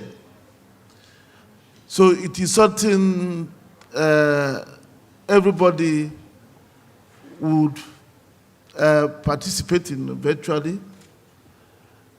Where we are today is about 9 countries have joined, and discussions are advanced with others, and that is where that figure of about 20 by the end of the year came from. But beyond that, I think also that as a group, discussions have reached final stages with the Association of African Central Banks, so that every country can accelerate the process of getting integrated into the system. On the Egyptian side, one would then expect that all these understandings will then facilitate the participation as quickly as possible. Our discussions are also well advanced with the Central Bank of Egypt, and I believe that very soon they will complete the process of joining. Payment is critical in promoting intra-African trade. We have about 41, 42 currencies on the continent. That means we have about 42 payment systems, so it's fragmented. If you want to make a payment between Egypt and Kenya, the payment has to first go to a third currency, and then from that third currency, it comes back to the Kenya shilling.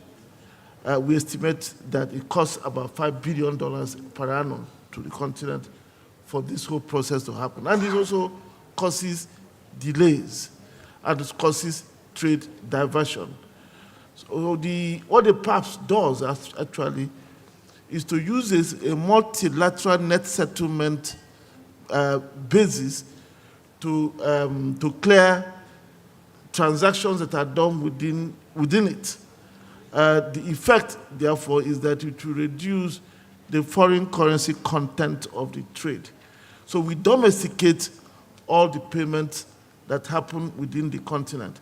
So an Egyptian trying to buy coffee from Kenya just pays in Egyptian pound. The Kenyans who want to buy cotton from Egypt pay in Kenya shilling. If we want to contract an Egyptian contractor to build roads in Ghana, the Ghanaians will pay in Ghanaian cedi. The impact on sovereign debt of African countries can be very, very significant. It also help, we believe, solve the airline problem we're talking about. Today, the airlines find it difficult to open routes to many African countries because when they make money in countries, the money is stuck because there's no foreign exchange to pay for, to repatriate the tickets sold in the different countries. With PAPS, we believe that this problem will become a thing of the past because the airlines will get their money in their national currencies. And this issue of money being stuck in many countries will stop. We also are in the midst of trying to create a linkage system for the stock exchanges in Africa. That's a project being led by 7 stock exchanges, including the Egyptian Stock Exchange. And the Pan-African Payment and Settlement System has been selected as the payment system to support this, so that somebody who is in South Africa can buy the shares in Egypt using the South African rand. The effect of this is that it will increase the liquidity of the stock exchanges and make it easier for companies to raise money through the stock exchanges and make our stock exchanges to become bigger than they are today by removing the borders that restrict access to those markets. So many things that the PAPS can do.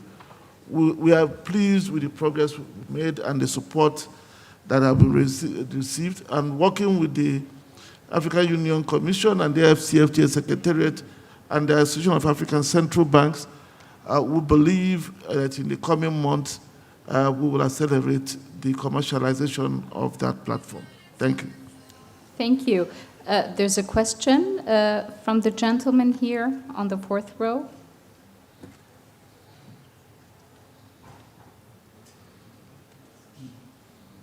Dr. Walid Ibrahim from SCTV. I would like to ask, what is the new edition which will be added by IATF this year?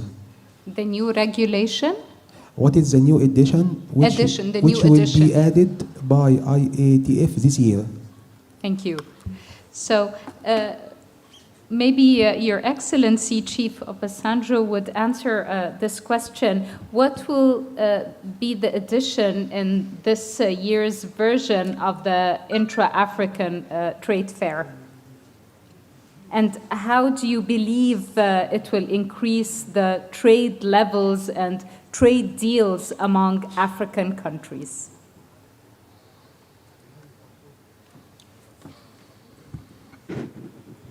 Thank you very much. The point has been made by all those who have made contribution before me, including the Deputy Minister, that the level of trade interaction within Africa is very low. And President Orama has touched on knowledge and information as one of the reasons. Another, of course, reason is infrastructure. There's no doubt about that. Another reason that has been mentioned is payment. You have to look for foreign exchange to buy what your next door neighbor is selling. There are these impediments, or if you like, handicaps or constraints have to be removed. And what Intra-African Trade Fair is doing is to get us to remove these constraints or impediments. First of all, let us know about ourselves. What is it there that Egypt can produce that Kenya can buy? What is it there that Kenya can produce and Egypt can buy? In fact, whether it is processed agro product or manufacturing, why is it that cocoa from Côte d'Ivoire has to be sent across to Europe and be turned into chocolate before it's brought back to Africa? Why can't we get cocoa from Côte d'Ivoire processed into chocolate in Egypt and be sold in Egypt and in other parts of Africa? So processing of our own raw materials can also take, and not can, must also take place. It is investment within Africa, and it is, as I said in my statement, giving us Africa we want. Africa that is reasonably self-reliant. Africa that is reasonably prosperous. I believe that it is what Intra-Africa Trade Affair is doing, is also building, creating employment, and generating wealth at all levels, particularly at the level of SMEs. And there's no substitute. I have maintained that Ambassador Muchanga said our intra-African trade is about 15 to 18% recorded. Unrecorded, even if unrecorded is another 18%, we are still very, very low. And I have said that until we get up to 50%, we are not there yet. And we had in Europe is 65%. Some people will say, yes, we produce the same thing. So that's one of the reasons why we cannot trade among ourselves. I don't believe that. In Europe, the Germans produce the same thing as the French produce, The Italians produce the same thing as the Dutch produce, but they still trade among themselves. So the essence is, what are the constraints? What are the hindrances that do not make us trade sufficiently among ourselves? And that is what Intra-Africa Trade Fair is all about. And the process of removing it, knowledge, knowing ourselves, knowing what it is. The first trade fair here in 2018, I went round and I was amazed what I didn't know this country is producing, that I learned on that occasion that this country produces. And many other people told me the same story. So knowledge, removal of constraints, nomenclature, regulations, and if we become one market, if Africa becomes one market, then those who have to trade with us and our trading among ourselves, those who have to invest, they will invest in one country and they know that they are investing in other countries, not just investing in one country. So a lot is being done and a lot more has to be done. Thank you. Thank you very much, and I'd like to acknowledge the attendees following us virtually online. This session is aired live on our social media, and there's actually a question for you, Ms. Grace Koza. How can Egypt take full advantage of the African Continental Free Trade area, in your opinion? Thank you, moderator. I've been trained as a diplomat and as the youngest on the table. I take this opportunity to also just acknowledge His Excellency President Obasanjo, Ambassador Mchanga, and President Orama, and Deputy Minister. And I want to take this opportunity to say, I'm repeating what the moderator said. I am standing on behalf of His Secretary General, Wamgele Mene. I'm quite certain all of you who know him that he is much taller, I'm shorter, so I am not even going to try to pretend to be fitting in his shoe size, because it's impossible. So the answer that I'm going to give will be as short as I am, equivalent to my height and rank and the limited knowledge that I have. But maybe let me take this Very much needed humor, really. Thank you for that. Maybe let me take this opportunity to say, as President Obasanjo has indicated, first we're excited as a secretariat to really partner with our strategic partner, AfroCimBank. But as President Obasanjo indicated, this is one platform where we truly and honestly believe that Africans get to know each other. We as a secretariat offer a regulatory framework through the protocol and legislative protocols that the states or member states come together, agree on, and they rectify and they go home and domesticate them to ensure that those who need to trade amongst themselves benefit and fully trade. But the reality of it is that we are not going to see that happening if we don't get to know each other. If we're not able to understand, as President Orama has indicated, what are the products that are produced in West Africa that can be imported or exported in other parts of the continent. So, moderator, Egypt as one of the second and probably the biggest industrialized countries in the continent, I'm told that is holding, Deputy Minister, correct me if I'm wrong, but I'm told that is number 2 as an industrialized country in the continent. And if that's the case, it's important for markets like Egypt to take advantage and see the benefit of this.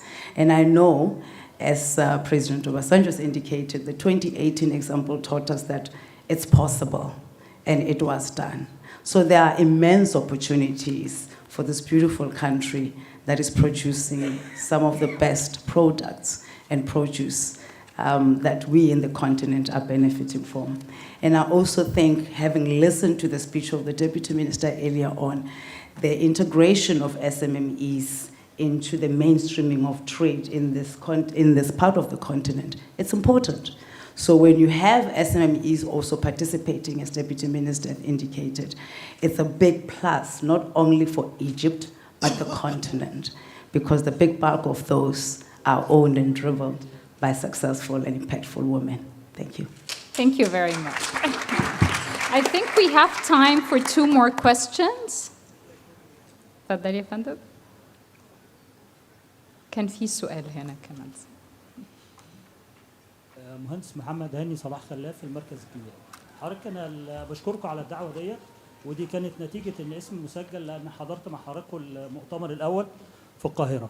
وانا ليا مقترح يعني علشان يعني زياده الفاعليه بالنسبه لمصر وللدول، ان الغرف التجاريه يتم دعوه ليها لكل الاعضاء بتاعتها ان هم يحضروا المعرض دوت، علشان يبقى يقدروا يتفاعلوا دولت لو هيستوردوا، والناس اللي هتصدر يبقى اتحاد الصناعات المصريه بالغرف بتاعته المصنعين كلهم يتعمل لهم داتابيز بالعميل المحتمل بتاعه في الدول اللي جايه، ويكون قبل منها بوقت كافي. يعني احنا معانا فرصه كافيه ان البيانات دي لو اتوفرت لهم، مثلا المصنعين بتاع المواد البلاستيك، مصنعين كيماويات كذا كذا كذا كذا، بيشوف بيجي له لسته بالعملاء المحتملين بتوعه من الدول ديت، بيكون حاجه مفيده ليهم من البدايه ان هم يقدروا حتى لو مش هيحضر الشخص دوت من الدوله الافريقيه عارض او كده، فممكن يقعد معاه individual B2B او B2C directly. An excellent suggestion. So inviting the chambers of commerce in different countries to attend those important events. There's a question here. Fatma Ibrahim from Amwal Ghad magazine. My question is for Rama Professor, and I want to ask him about the support from African Bank to startups, Egyptian startups, to be more existent in Africa and other African countries. Also, what the bank has done in supporting the African-Egyptian trade. Thank you.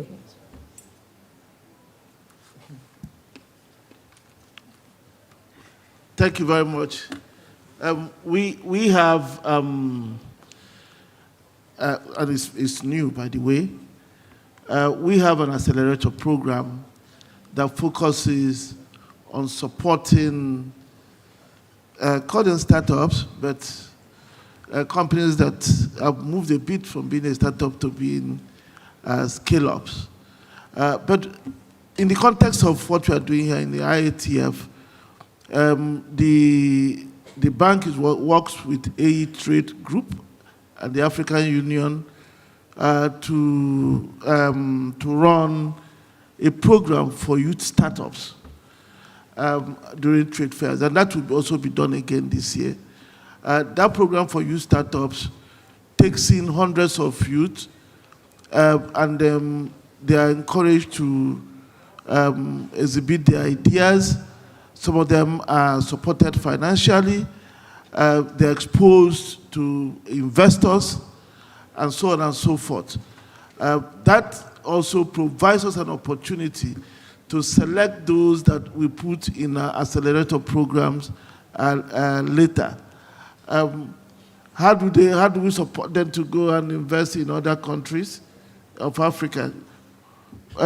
Any startup that wants to invest in other countries that qualifies would normally benefit from the facilities that are available, from the usual investment guarantees, country risk guarantees, to the financing, the term financing that such investments require. So it's still work in progress for us in terms of supporting startups, but I assure you that we have a full function that is doing that now and learning as it works. Thank you. Thank you very much. And this, please, Moderator, Changa. I know it's your show. But I would like you to invite Dr. Asfor Amani, because under the African Business Council, they're trying to come up with a TV program on the African unicorns. Maybe she can give information to the media so that they are aware Amani, it's please related join to us. the startups. Go ahead. So we need a microphone for Dr. Amani Asfour.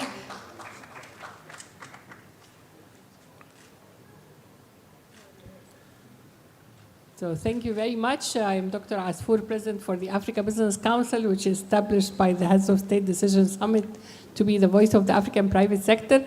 Thank you very much, Commissioner. Actually, under the program of Africa Business Council for supporting the startups, we are preparing for a program called Hunting for Africa's Unicorns, which is actually, we had 3 editions before during the African Union private sector, but we are preparing for the biggest TV show on the continent that I am sure my brother, President Orama and AfriExim will work together so that we have a call for action from all the startups of the continent for high-tech startups that would solve the problems of Africa. And from those high-techs, we will have to have a nomination to select 30 from the continent to have these startups TV program. We already identified several partners from the media partners across the continent, from Africa 24, here from Egypt, from South Africa. I'm waiting from Nigeria for the media partner so that the youth startups of the continent could be highlighted. It's also an educational program for all our startups of the continent to really help them for the financial analysis, for the joining with the venture capitals. We have identified several venture capitals from across the continent to invest in our startups. And because our youth of the continent are looking forward really to be billionaires. So that's why we call it Hunting for Africa's Unicorns. Thank you. I'm sure I will be following this TV show. Thank you very much, Dr. Amani Asfour, for that. This brings us to the end of the media launch. I'd like to thank our distinguished panelists, His Excellency Chief Olusegun Obasanjo, Chairperson of the IATF 2023 Advisory Council and former President of the Federal Republic of Nigeria. Professor Benedict Orama, President and Chairman of the Board of Directors of AfCFTA Bank. His Excellency Ambassador Albert Muchanga, African Union Commissioner for Economic Development, Trade, Tourism, Industry, and Minerals. And His Excellency Yahya Al-Wathiq Billah, Deputy Minister for Trade and Industry of Egypt. I would also like to thank Ms. Grace Koza, Principal Communications Advisor for the AfCFTA. Thank you very, very much for your time. We would like to get a photo for the panelists, please. No, standing, please. We shall oblige. While we're taking the photo, we will be getting ready for the closing remarks by Mrs. May Asal, a chairperson for the Egypt Expo and Convention Authority. Afterwards, there will be a cocktail party, so you can get some time to network and get to know each other after the long day.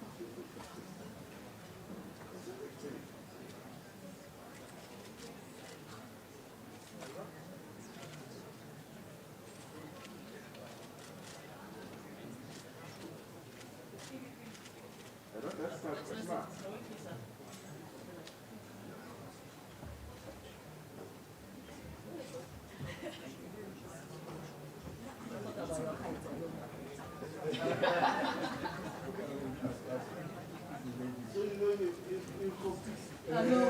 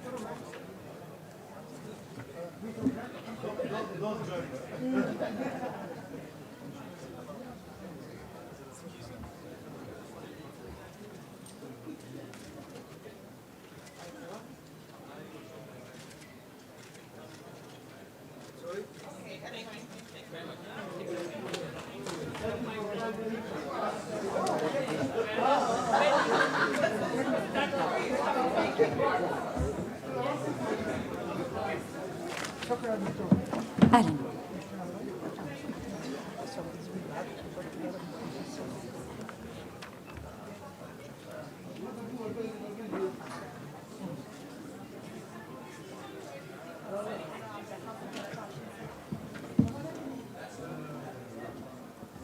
Ladies and gentlemen, we will now be listening to Mrs.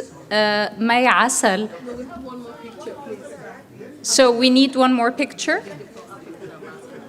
Yes. So we're inviting now the African ambassadors. If you may let us have another final question, please, another final photo. Okay.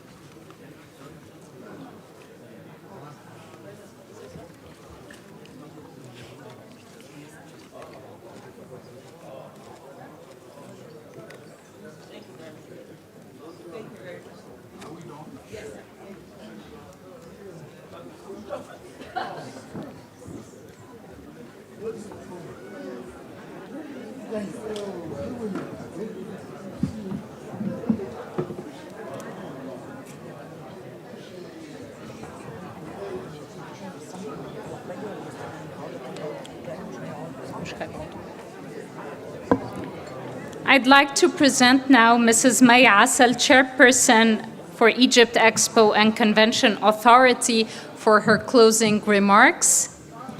You have the floor. Thank you.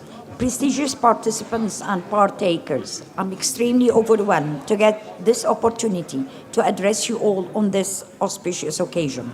I would like to express my appreciation for the invaluable support provided by all our partners participating in this official high-level exhibition.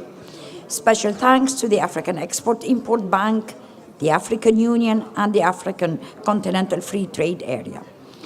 As the chairwoman of the Egyptian Expo and Convention Authority, I'm proud to be part of this elite high-level event for the IATF 2023, which is a unique African platform to seek investment, forge agreements, and promote international cooperation across all African countries.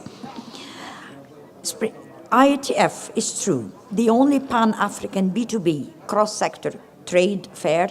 It's an unrivaled opportunity for African buyers and sellers to meet and explore business opportunities, attract investors and trade organizations from all over the world.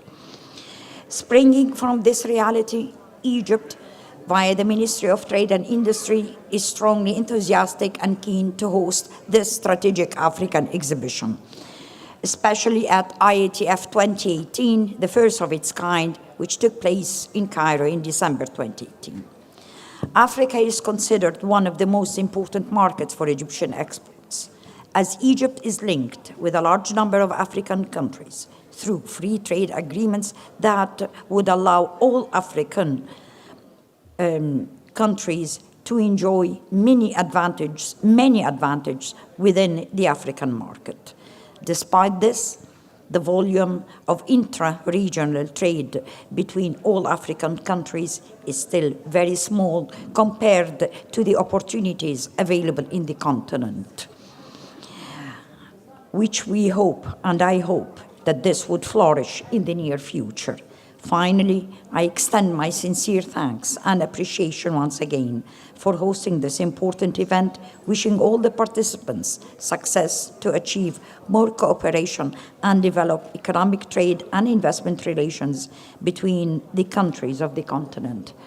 And waiting to see all of you next November 2023. Thank you very much. And I would also like to thank you for all the effort that you have done. You're most welcome. Thank you so much.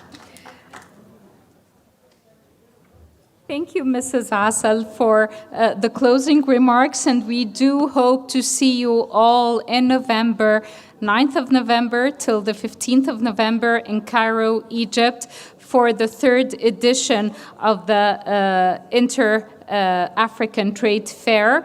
Please do register and come to enjoy the benefits that this fair will offer. We thank you very much for being with us throughout the day, and we enjoyed your presence and your questions and your enthusiasm. Have a lovely time afterwards. We have a cocktail party where you can get to relax and have one-on-one conversations with the industry leaders and the different officials. So the cocktail, as I'm told, is downstairs.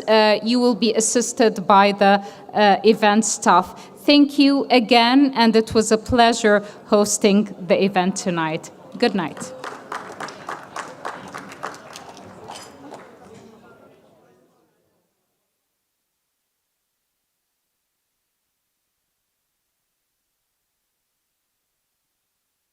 She make her do like